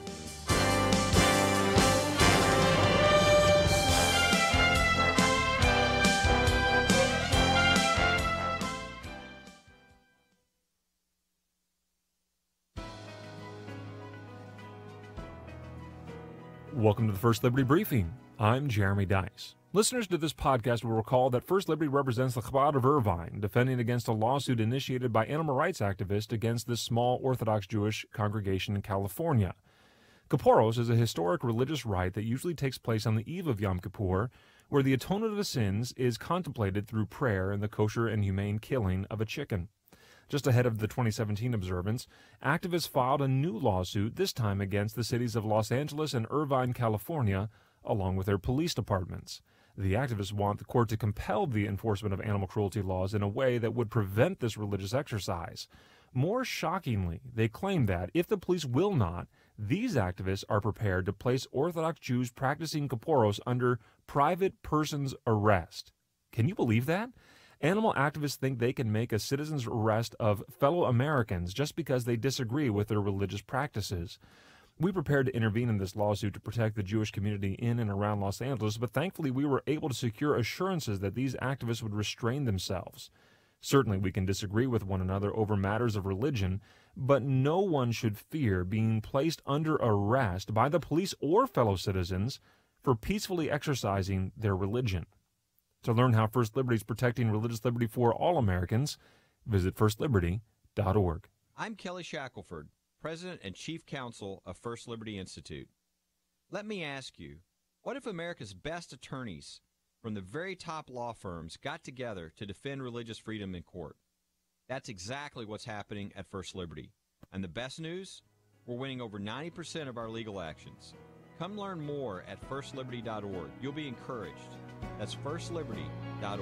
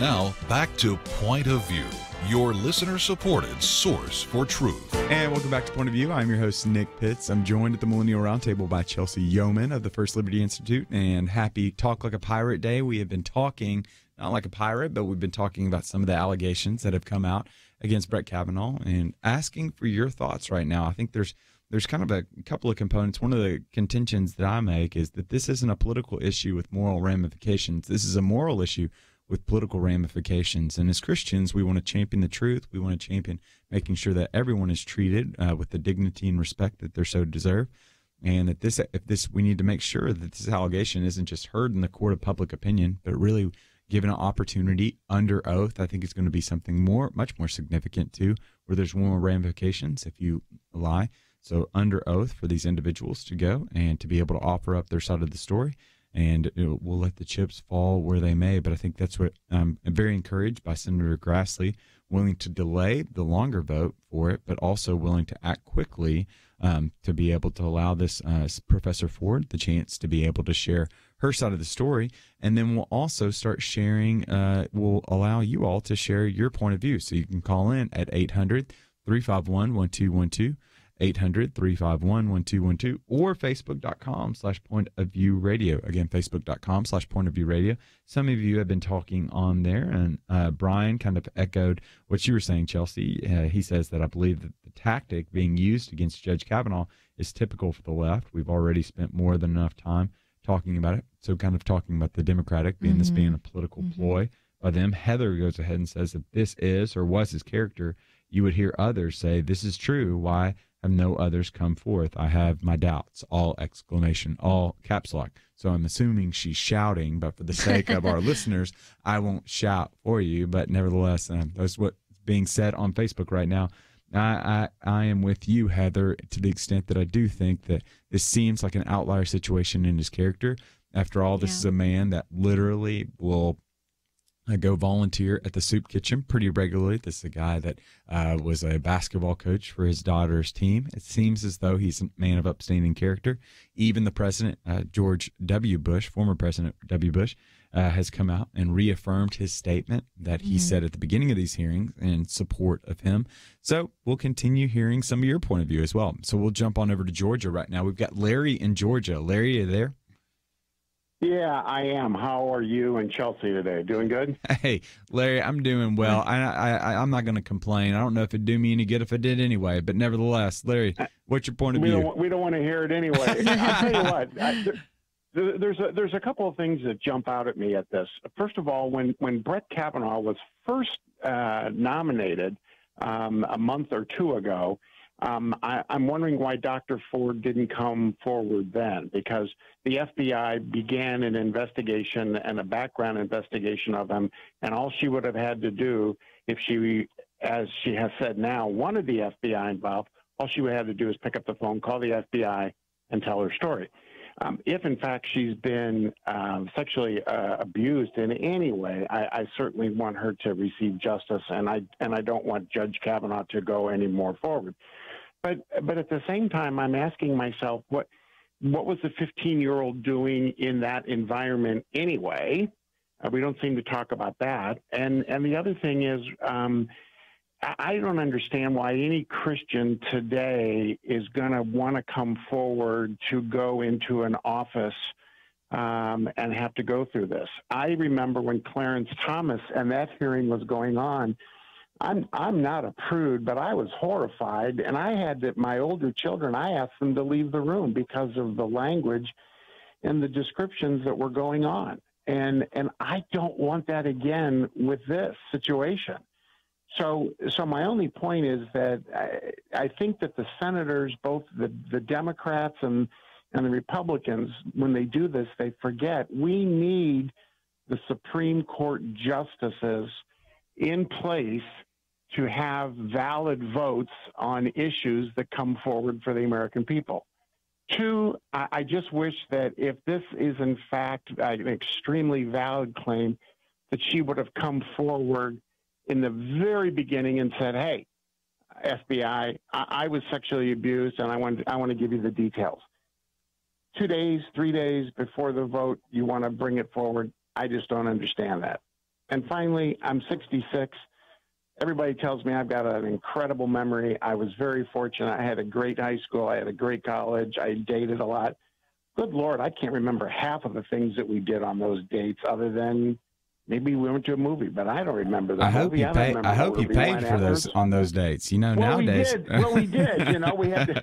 And we had to call on Wednesday to make a date for Saturday, too. I don't understand what's going on there. No, yeah, so kind of a millennial culture now, there's like going Dutch is kind of pretty common now. So I was born in Tennessee, and there's no such thing as going Dutch. That's for sure. God pays for it all, but nevertheless. Hey, Larry, thank you so much for your phone call. I think you bring up a really great point. And, you know, like I'll just be completely honest with you all. I think there's we'll just call this our inner circle right now, that there is a day that I do feel called to run for office one particular day, and to see something like this kind of played out is very daunting, to say the very least right now, just because individuals are going to be called out on the carpet for anything, any allegation, and it doesn't even have to be merited to a certain degree, as we've seen in the past. But at the end of the day, and this is just going to kind of reveal more of my core convictions, I'm just I'm compelled that I think to a certain degree I'm a Christian, and I believe that Jesus has given me certain gifts and propensities, and he's given me passions, and I want to be able to deploy those, and whatever I might be able to enter into after that, so be it, because I know that he's going to be with me, and he's not going to be against me, and he might not take me out of those situations, but he'll always walk with me through them. And so that gives me a great confidence walking into it, knowing that, the way that our political trajectory is going right now, it's going to get messy, but I am secure in his grace to be able to sustain me in the midst of the mess. So nevertheless, we will see kind of moving forward. So way to drop that on all of us right now. Yeah, exactly. So I thought that might be a more appropriate way to do that. So we'll keep on taking some of your phone calls right now. Let's jump on over to Jim right now in Oklahoma. Jim, are you there? Yes, sir, I am. Hey, Jim, what's your point of view? Well, I'm wondering if this doesn't sound like the same old song, different verse with Judge Roy Moore. These last minute pulling these things out, and it's if I refresh my mind, it seems to me like there was some pretty big money that was flashed around in that case. I was listening to a program last night in regard to Judge Kavanaugh, that this woman, Judge Kavanaugh's mother was also a judge, and she was involved in a case where this woman's mother and father lost their home because of a judgment of some sort. It just seems to me like there's kind of a, like I say, same song, different verse. Yeah, I think that there have been individuals that have put that out there. I think one of the differentiating factors between this situation and between Roy Moore's situation. So for our listeners, Roy Moore was accused. He ran for Senate in Alabama for that special election seat, ran in Senate, had quite a bit of individuals that kind of came out against him based on some of his actions that were done everywhere from starting on teenagers when they were below the age, and then also the common theme was that there was a number of them, as well as they were young. They were typically pretty young as well. And I think the differentiating factor that I think some would point to, Jim, is that this was an isolated incident, is what it appears right now. We just have one person that has come out against Judge Kavanaugh relative to saying that he did something wrong. Whereas with Roy Moore, there was upwards, I believe, of 9 that kind of came out against him, which showed a pattern within the character as well, which we're still, again, it wasn't taken to legal court, so we don't know the veracity of the claims, but we did know that did cloud it as well. But we've got to take a break. But when we come back from the break, we'll continue taking your phone calls. Protect the health of the nation. Join the Point of View Truth Team. Pointofview.net/team. Pointofview.net/team. Or call 800-347-5151. Good news. You are not stuck with your health care plan. Really. You have a choice, and it's a great one. It's called MediShare, and if you've heard about it and wondered what exactly it is, it's a way that people share their health care bills. And these are people who have a common faith, who want to be part of something beautiful that not only meets their healthcare needs, but the needs of others too. And it's people who love to save money, big time. MediShare members typically save $500 a month per family on their healthcare costs. That is a life changer for people. So this could be for you. Maybe it's what you've been looking for, a way to pay healthcare bills that's not only very smart financially, but it's even profound. MediShare is a nonprofit with 400,000 members nationwide who pray for and share with each other. So yes, you're not stuck. There's another way, and it could save you a lot. Find out more. Call 855-90-BIBLE. That's 855-90-BIBLE. 855-90-BIBLE. Point of View will continue after this.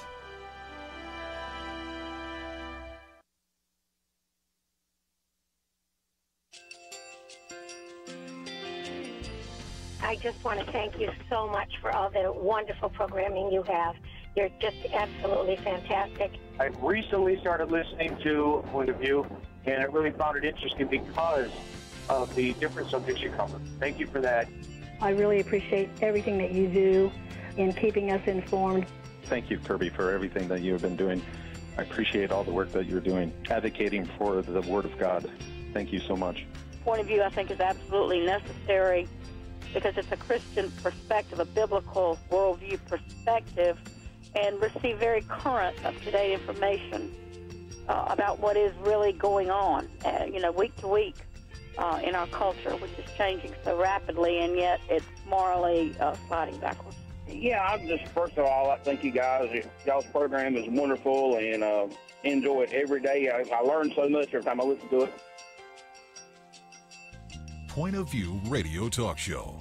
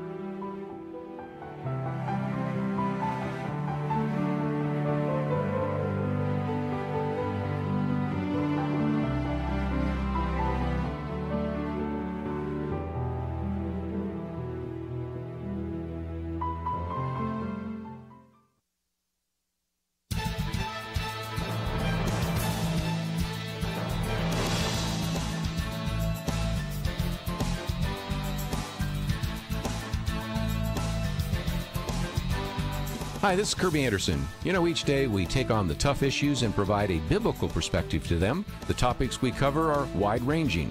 Apologetics, theology, prophecy, creation and evolution, intelligent design, marriage, family, child-rearing, the millennial generation, trends in society, politics, economics, business, religious liberty, the Constitution, public policy, foreign policy, military policy, tensions in the Middle East, abortion, homosexuality, pornography, sexual ethics, media, technology, history, and America's godly heritage. We talk about anything that affects your faith, your family, or your freedom. So don't go anywhere, because Point of View continues right now.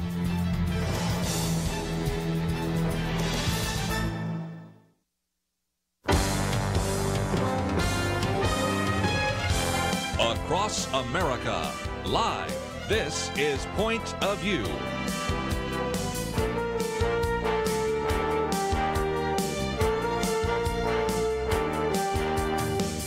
And now, Nick Pitts. And welcome back to Point of View. I'm your host, Nick Pitts. So glad that you've decided to join us on this National Talk Like a Pirate Day, Wednesday, September 19, 2018. Are you ready for this? Was that good? That's pretty good. Okay, yeah.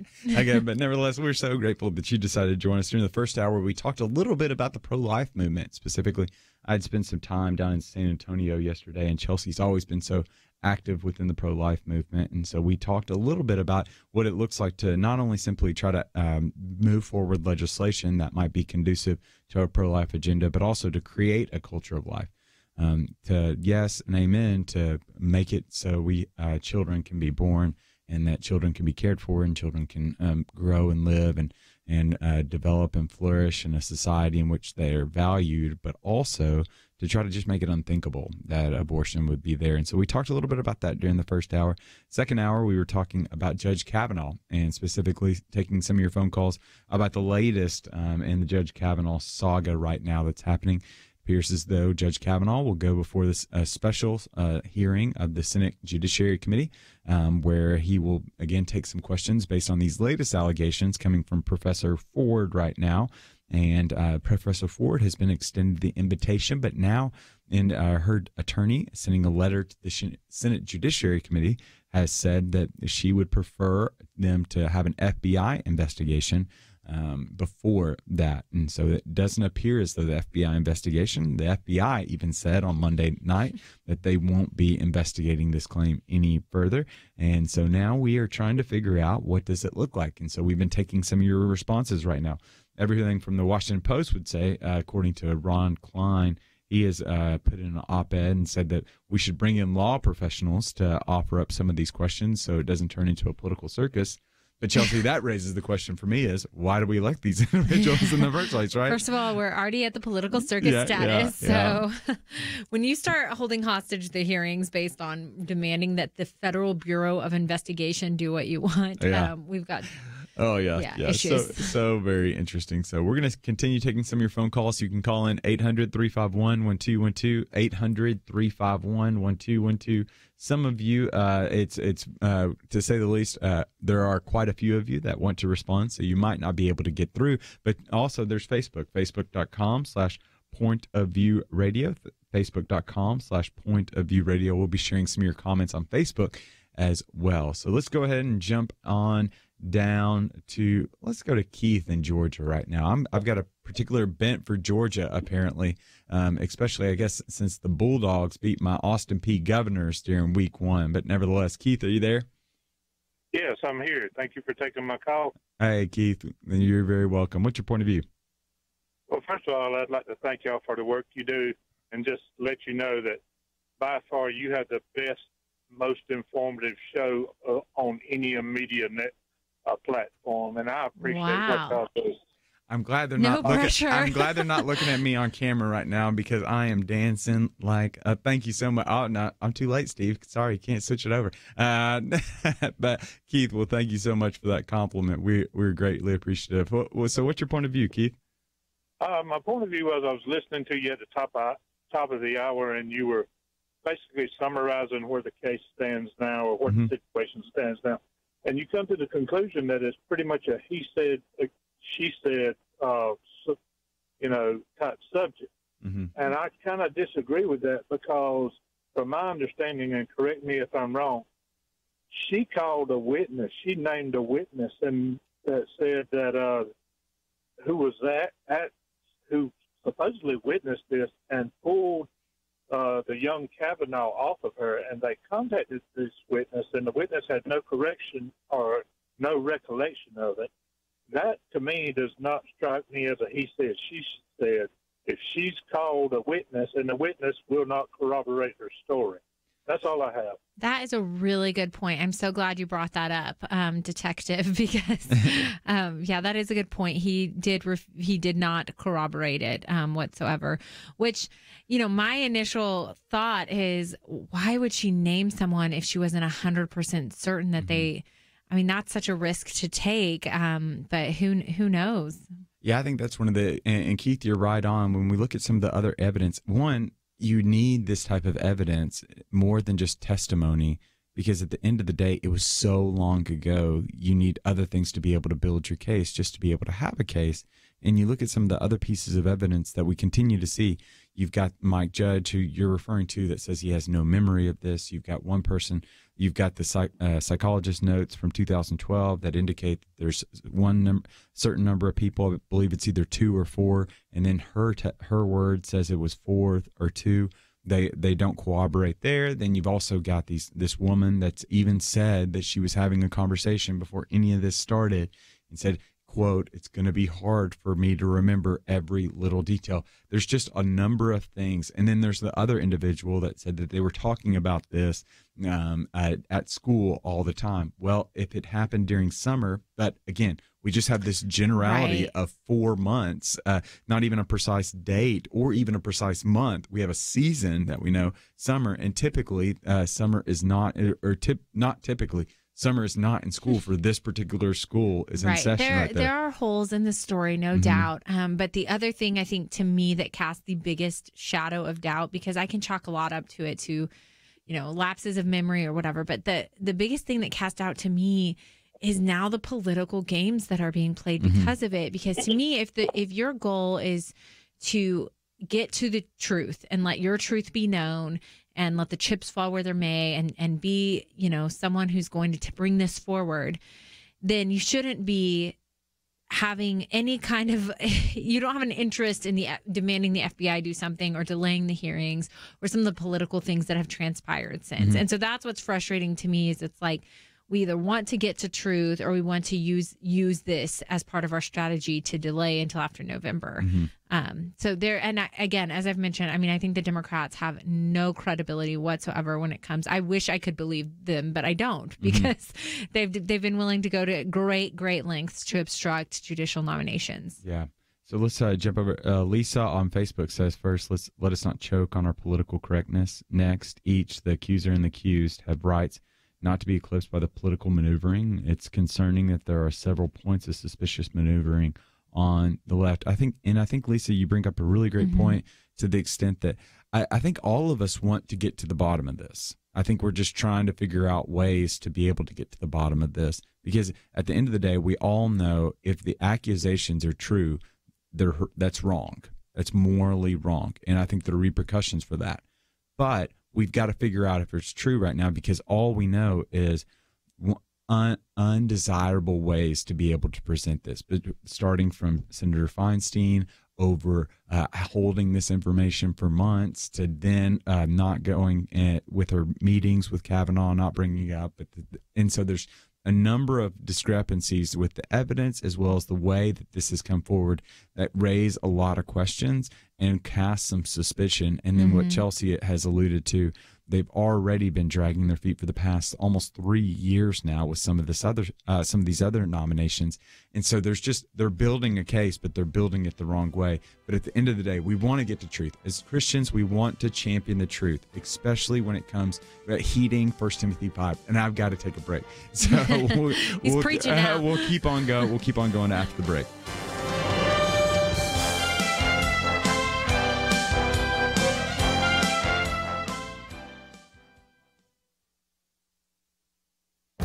This is Viewpoints with Kirby Anderson.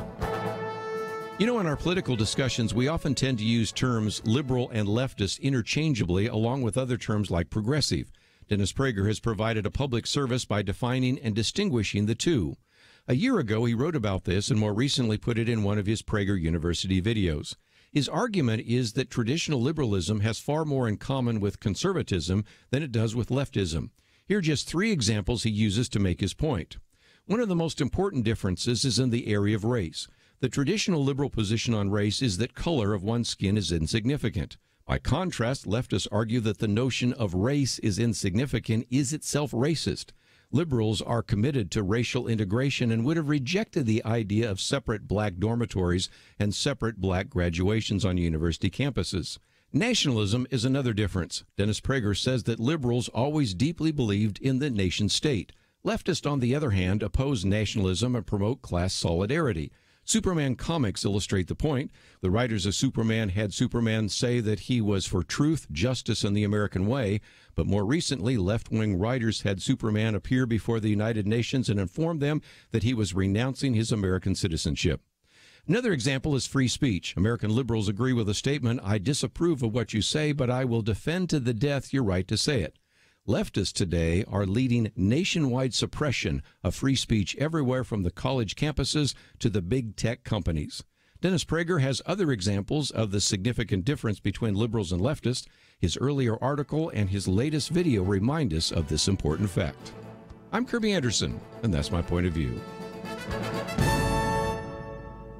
From Universal 1440, Unbroken, Path to Redemption, the rest of World War II hero Louis Zamperini's true story, now playing, rated PG-13.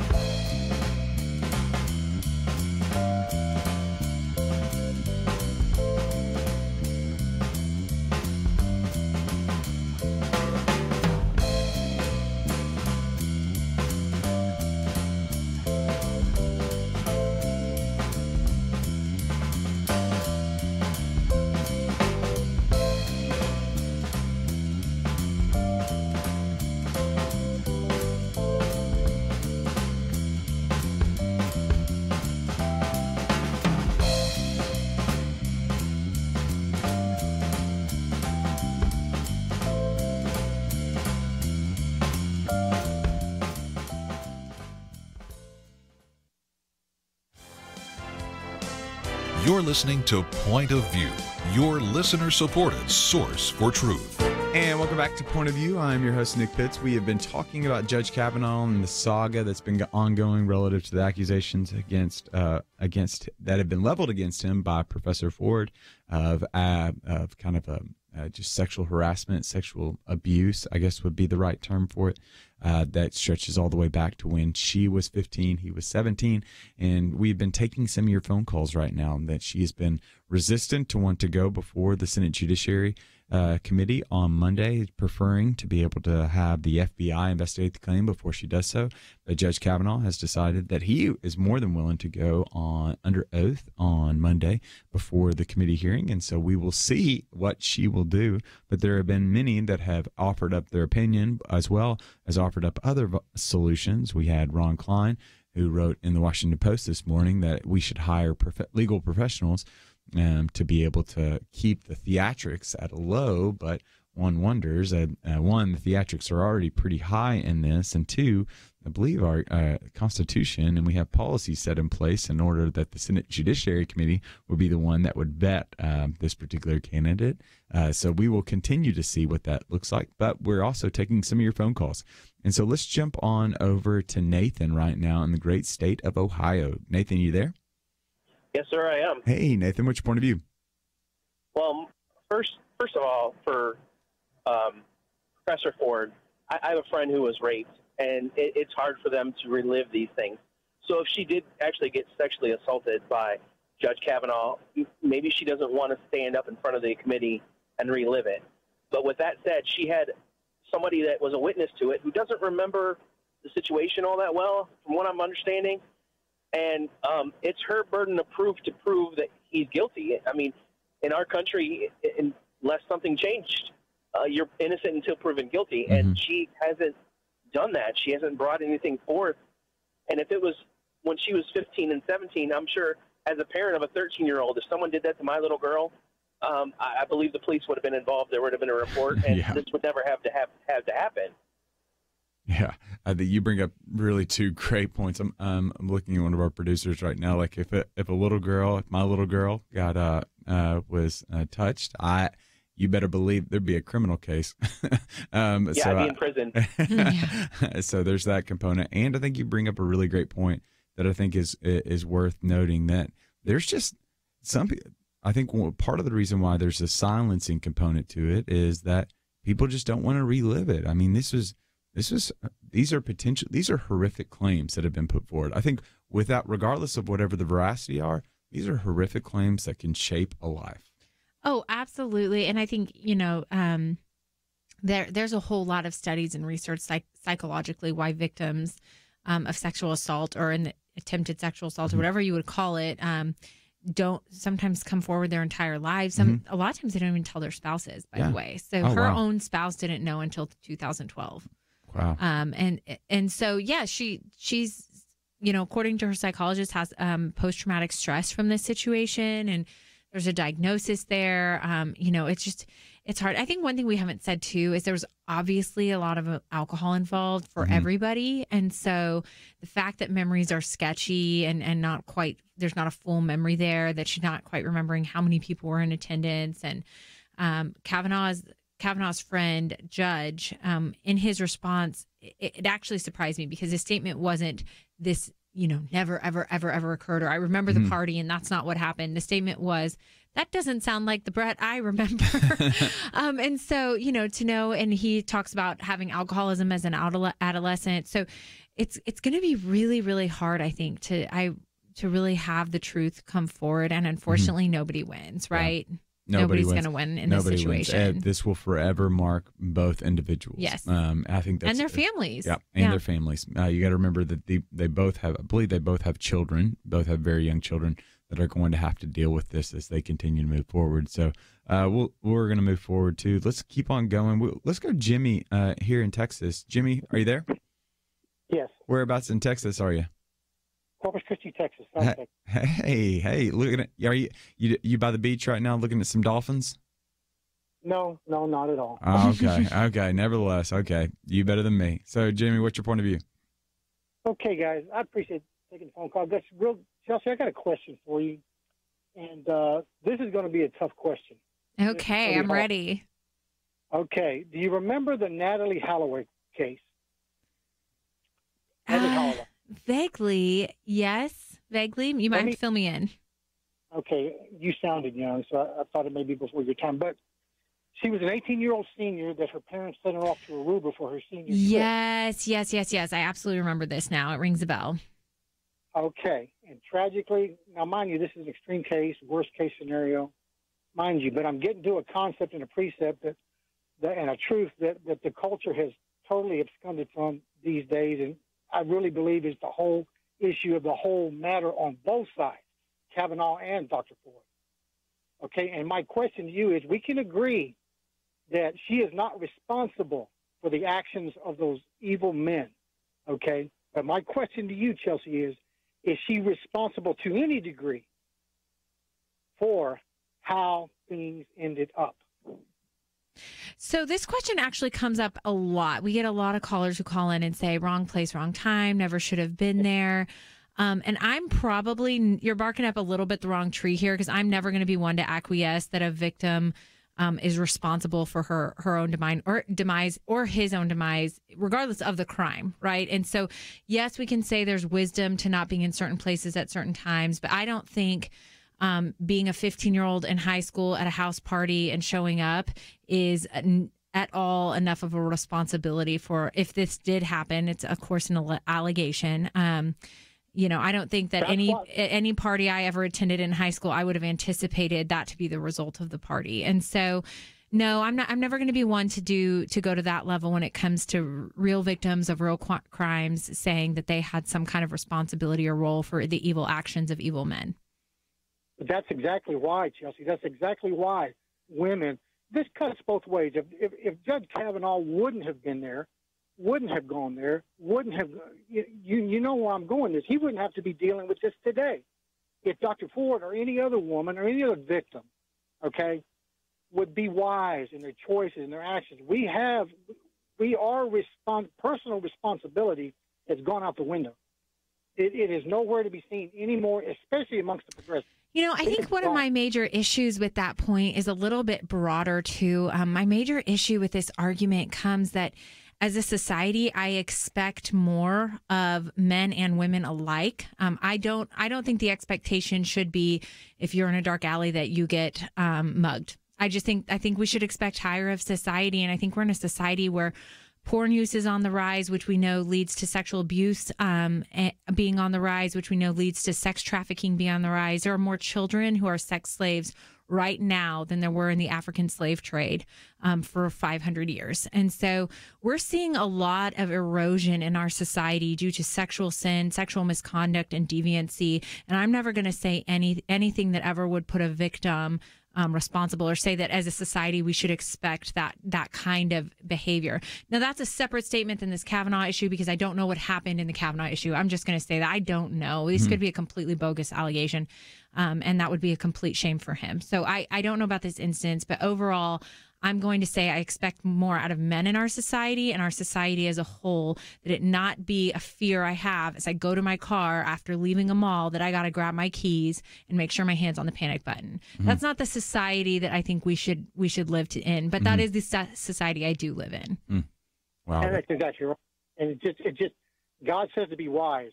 Wise as serpent, harmless as doves. And I believe that yes, we're all responsible for the choices that we make, and there are consequences to our choices. And so that's why I put a degree on it. In Natalie's case, yes, she is responsible to a certain degree for how her life ended up. And if we continue to ignore that precept and that truth, this problem that we face with Jimmy, with why do you assault, think Natalie's responsible for something that was done to her? she's not responsible, guys, for what these people did. But she's responsible for the choices she made. Okay, she made a choice to be there. She made a choice to party. She made a choice to get drunk beyond, control. And we haven't seen her since. And if we keep teaching the message to our kids that no, it wasn't, you don't bear any responsibility for that, Satan's going to take that, and that's where he works in people's minds, and it's going to continue to destroy. Yeah.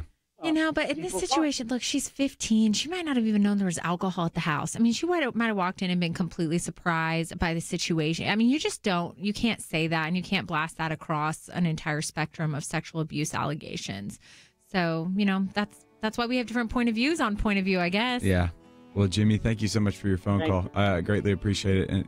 And we've got to take a break. But when we come back from the break, we'll continue talking about Judge Kavanaugh and maybe part of larger Me Too movement where we're continuing to see more and more women feeling empowered to come out. We'll be back right after this. From Universal 1440 comes Unbroken, Path to Redemption. Based on the best-selling book telling the rest of the true story of Olympian and World War II hero Louis Zamperini. Tonight, there's a drowning man just looking for some type of hope for the future. But there's a lifeline. Just reach out. Unbroken, Path to Redemption. Rated PG-13. May be inappropriate for children under 13. Now playing. More information is available at unbrokenfilm.com. You don't become an Olympian without investing all you've got. You don't become a war hero without putting it all on the line. Those who leave a mark on this world demonstrate they believe in something greater than themselves, a purpose, a cause. In a time of fake news, the need for solid information is perhaps greater than ever. Bring truth to the nation by joining the Truth Team at Point of View. Our cause needs heroes like you. Demonstrate what you believe. Visit pointofview.net/team or call 800-347-5151. Pointofview.net/team and 800-347-5151. Point of View will continue after this.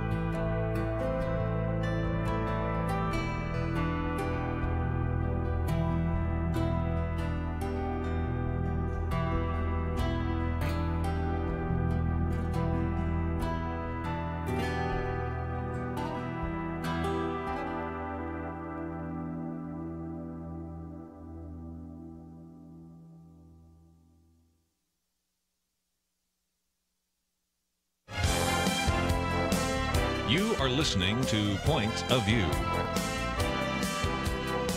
The opinions expressed on Point of View do not necessarily reflect the views of the management or staff of this station.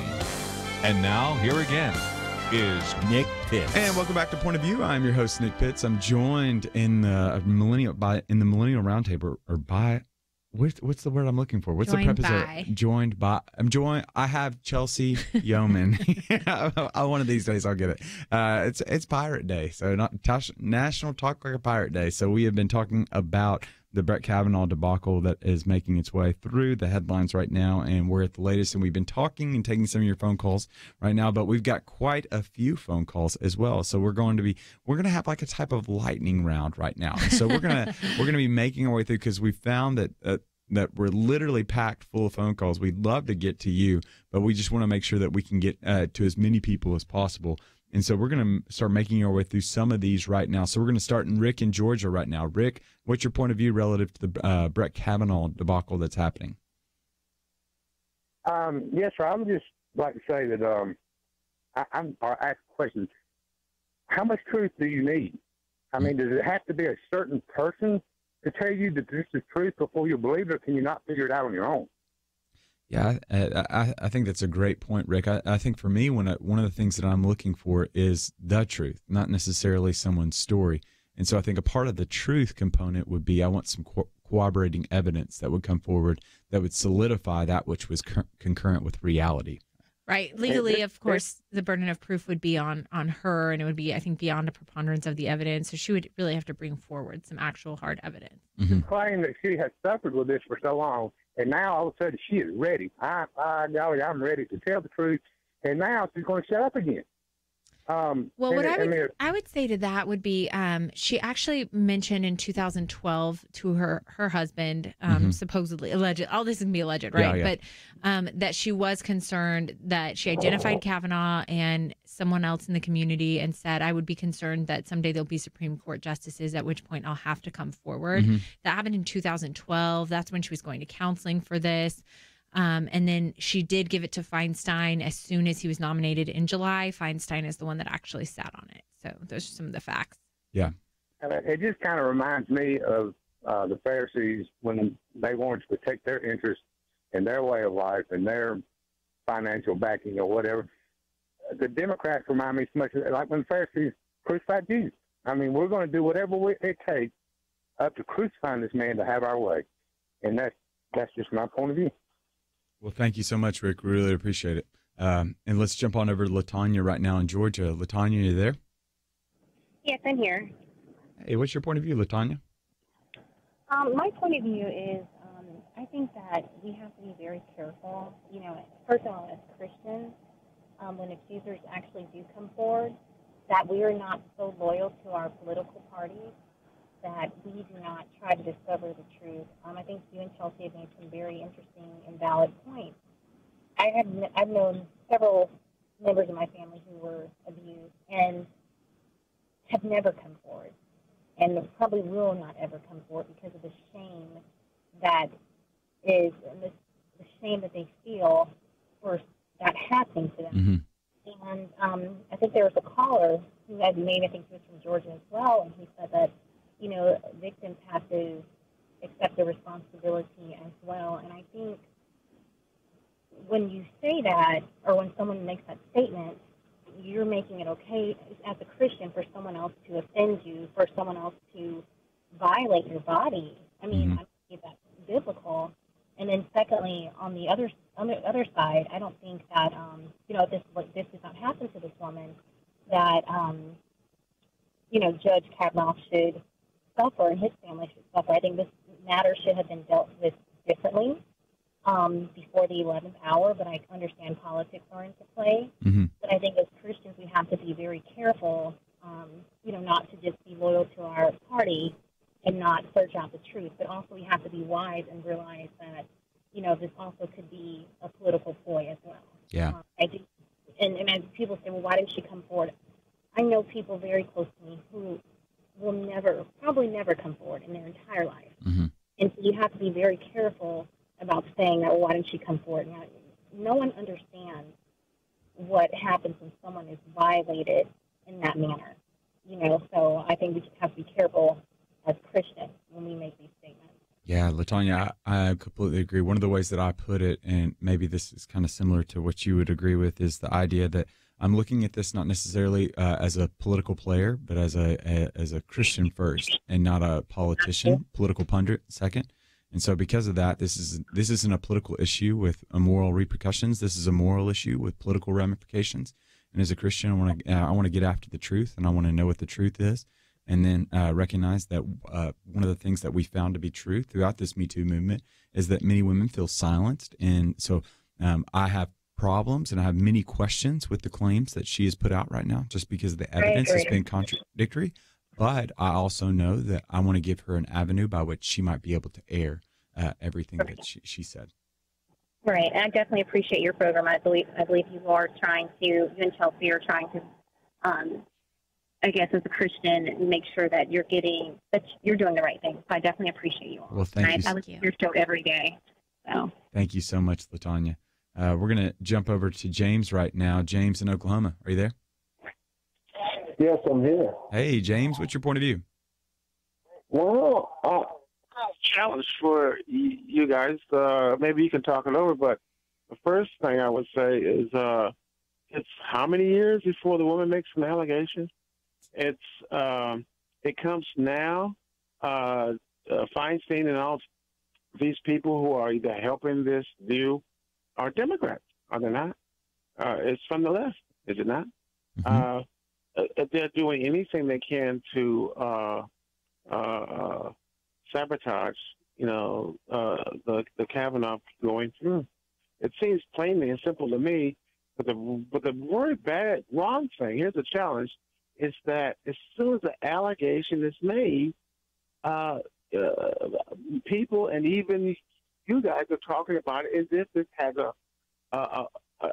a moment of truth, because the way they talk about it is if you're I don't know who is the woman that's with you talking now about the victims. Mm-hmm.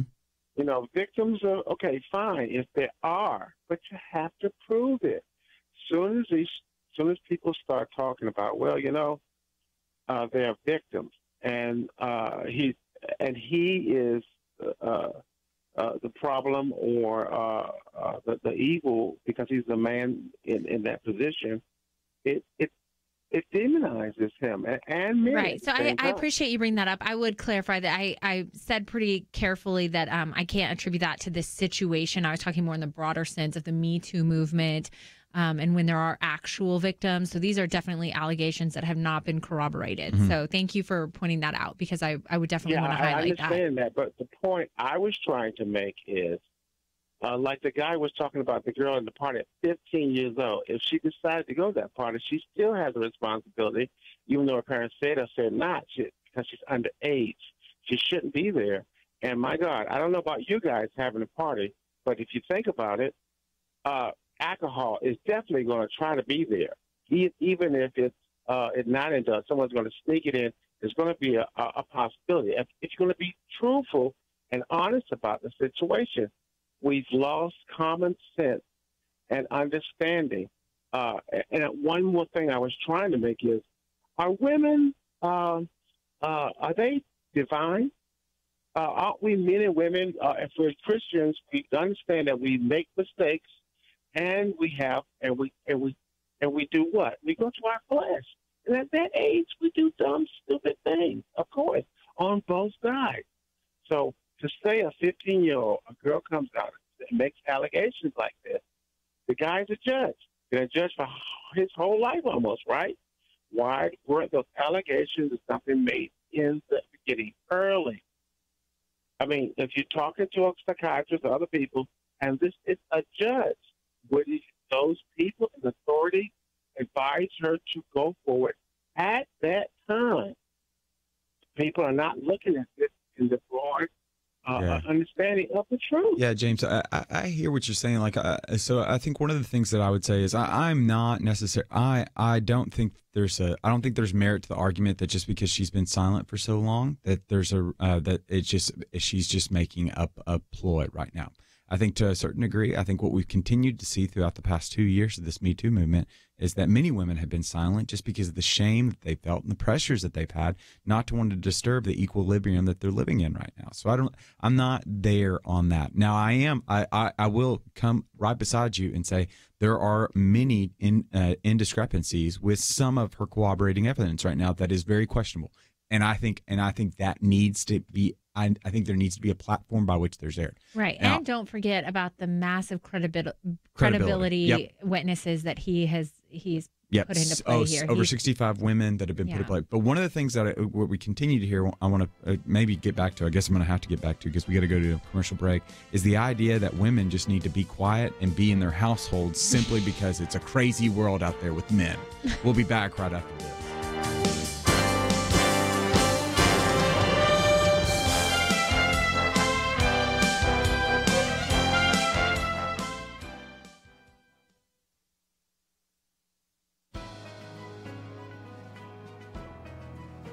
Welcome to the First Liberty Briefing. I'm Jeremy Dice. Listeners to this podcast will recall that First Liberty represents the Chabad of Irvine, defending against a lawsuit initiated by animal rights activists against this small Orthodox Jewish congregation in California.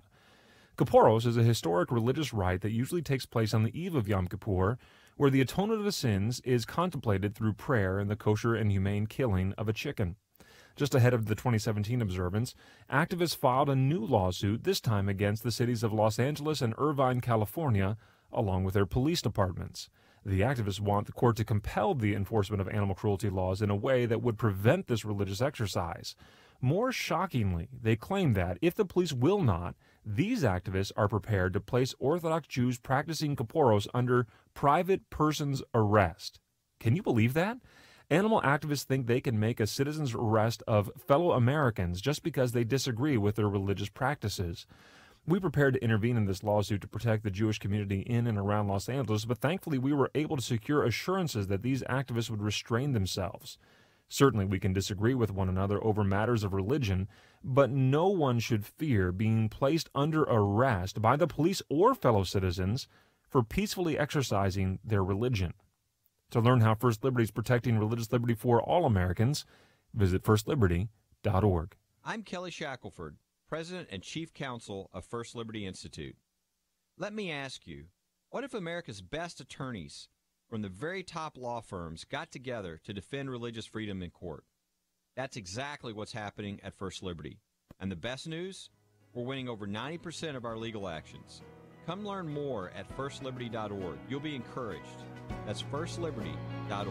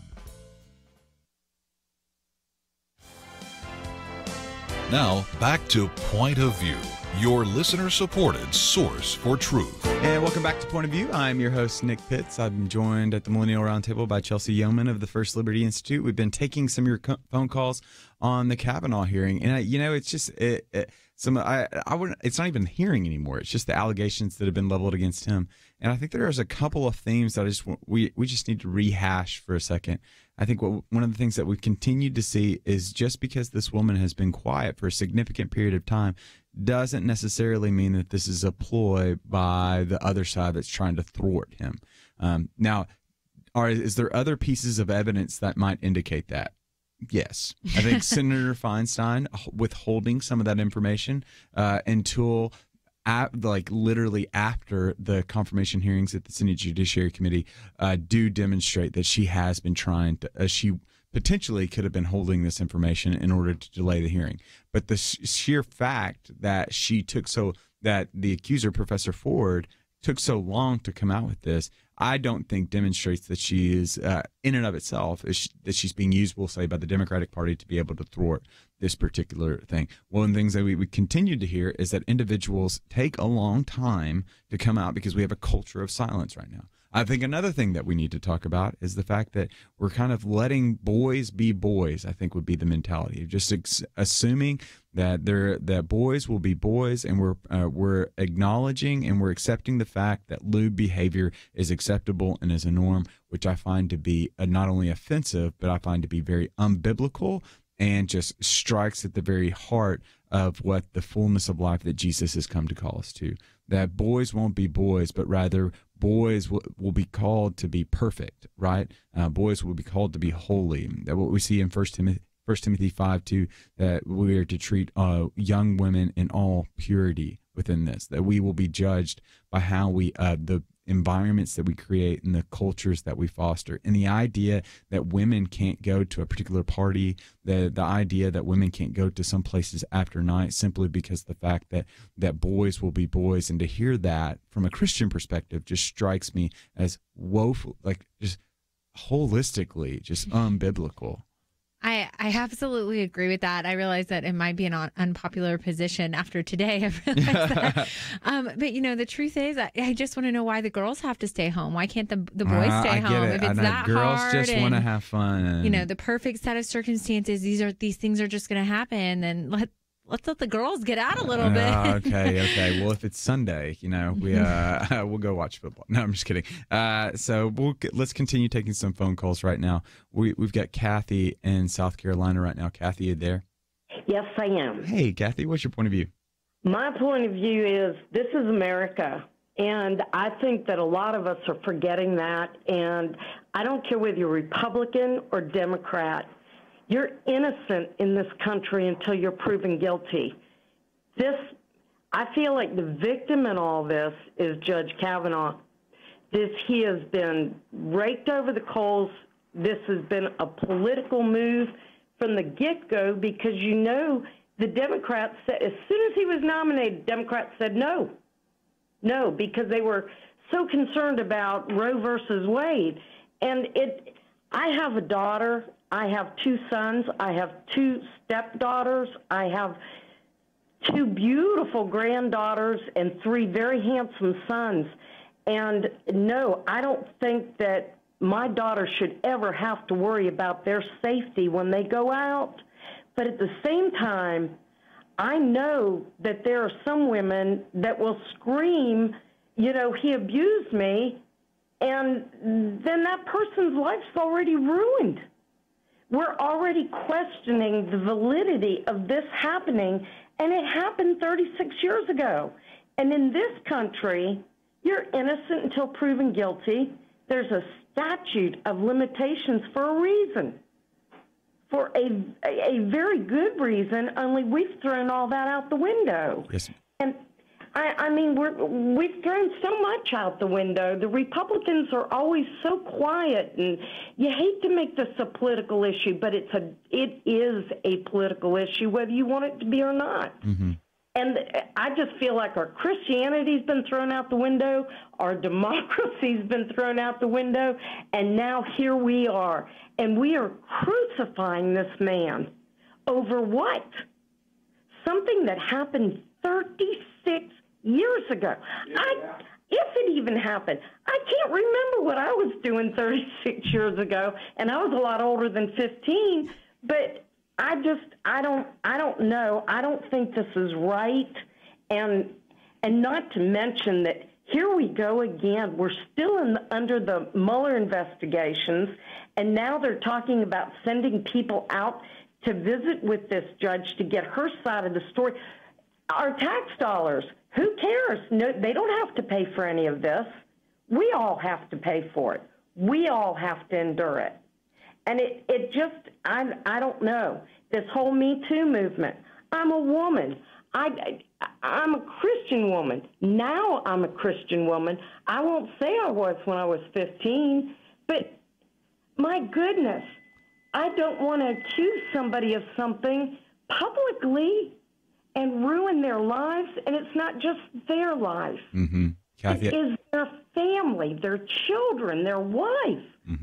Yeah, I completely agree, Kathy. There is that component to it that I'm very keenly aware of. You throw out some of those big accusations, it does have the propensity to ruin lives, to change lives for sure. But Kathy, you're talking about throwing Christianity out the window, throwing democracy out the window. I think we should just go have a house party and go sit out in the front yard with democracy and Christianity out there. But nevertheless, I think you do bring up a really good point of view, to the extent that we want to make sure when we're leveling some of these accusations that we recognize that words have consequences, especially some of the weightiness of those words that Professor Ford has put forward. And I think that's the beautiful thing about our Democratic Republic experiment that we have, that she wants to level those type of accusations, that there's a place for those words, that he is, like you said, innocent till proven guilty. And then they can go before the Senate Judiciary under oath, and she can be giving a venue and a voice and a platform to be able to not only say those things, but also be questioned by the individuals that we've elected into office. I think the system has proven us well for the past 200 plus years, and I think we need to trust the system. And I, like you, I hope I haven't come off as saying that he's guilty, because but I do want to give credence just knowing what's happened. Right. We started this conversation saying there are two separate topics here. The first is the actual allegations themselves, which is going to be, are very shoddy. Things go both ways. Yep. There's definitely, he's got a lot of credibility built up on his side. So the veracity of that is one part. But the second part is exactly what you're saying, that it's definitely being used as a political tool right now by the Democrats. And they're going to do whatever they can to use this to change the timeline and obstruct the timeline. And we knew that they would have done that from the beginning. They don't have any credibility to me because of their behavior over the last 2 years with all of the judicial nominations they've obstructed. I think they would have a lot more credibility in this scenario now if they didn't have a history of showing they'll do whatever it takes. Yeah, so very true. So very true. So we'll go to Maddie in Georgia for 20 seconds. Maddie, you got 20 seconds. Okay. I just wanted to look at the difference in the way this situation is being treated and the one with other senators or what have you. When an accusation came toward them, they were asked to step aside. And we've seen this in the entertainment industry. And my thing is here, she acknowledged that she had been drinking, not that she was drunk, but they were. In his friends, judges, writing, he acknowledged that they spent most of their time. Could it have been one of these times? Neither one has come forth and said, I don't know this girl. I don't know this woman. And to me, that is the missing thing. But I'm very upset, and I'm going to share one thing and I'm going to go. When I was younger, some things happened to me. I've never told. Maddie, I'm so sorry. We've got to go, but thank you so much for your phone call, and thank you all so much for joining us on Point of View. We'll see you back here tomorrow. Protect the health of the nation. Join the Point of View Truth Team. Pointofview.net/team. Pointofview.net/team. Or call 800-347-5151. Good news. You are not stuck with your health care plan. Really. You have a choice, and it's a great one. It's called MediShare, and if you've heard about it and wondered what exactly it is, it's a way that people share their health care bills. And these are people who have a common faith, who want to be part of something beautiful that not only meets their healthcare needs, but the needs of others too. And it's people who love to save money, big time. MediShare members typically save $500 a month per family on their healthcare costs. That is a life changer for people. So this could be for you. Maybe it's what you've been looking for, a way to pay healthcare bills that's not only very smart financially, but it's even profound. MediShare is a nonprofit with 400,000 members nationwide who pray for and share with each other. So yes, you're not stuck. There's another way, and it could save you a lot. Find out more. Call 855-90-BIBLE. That's 855-90-BIBLE. 855-90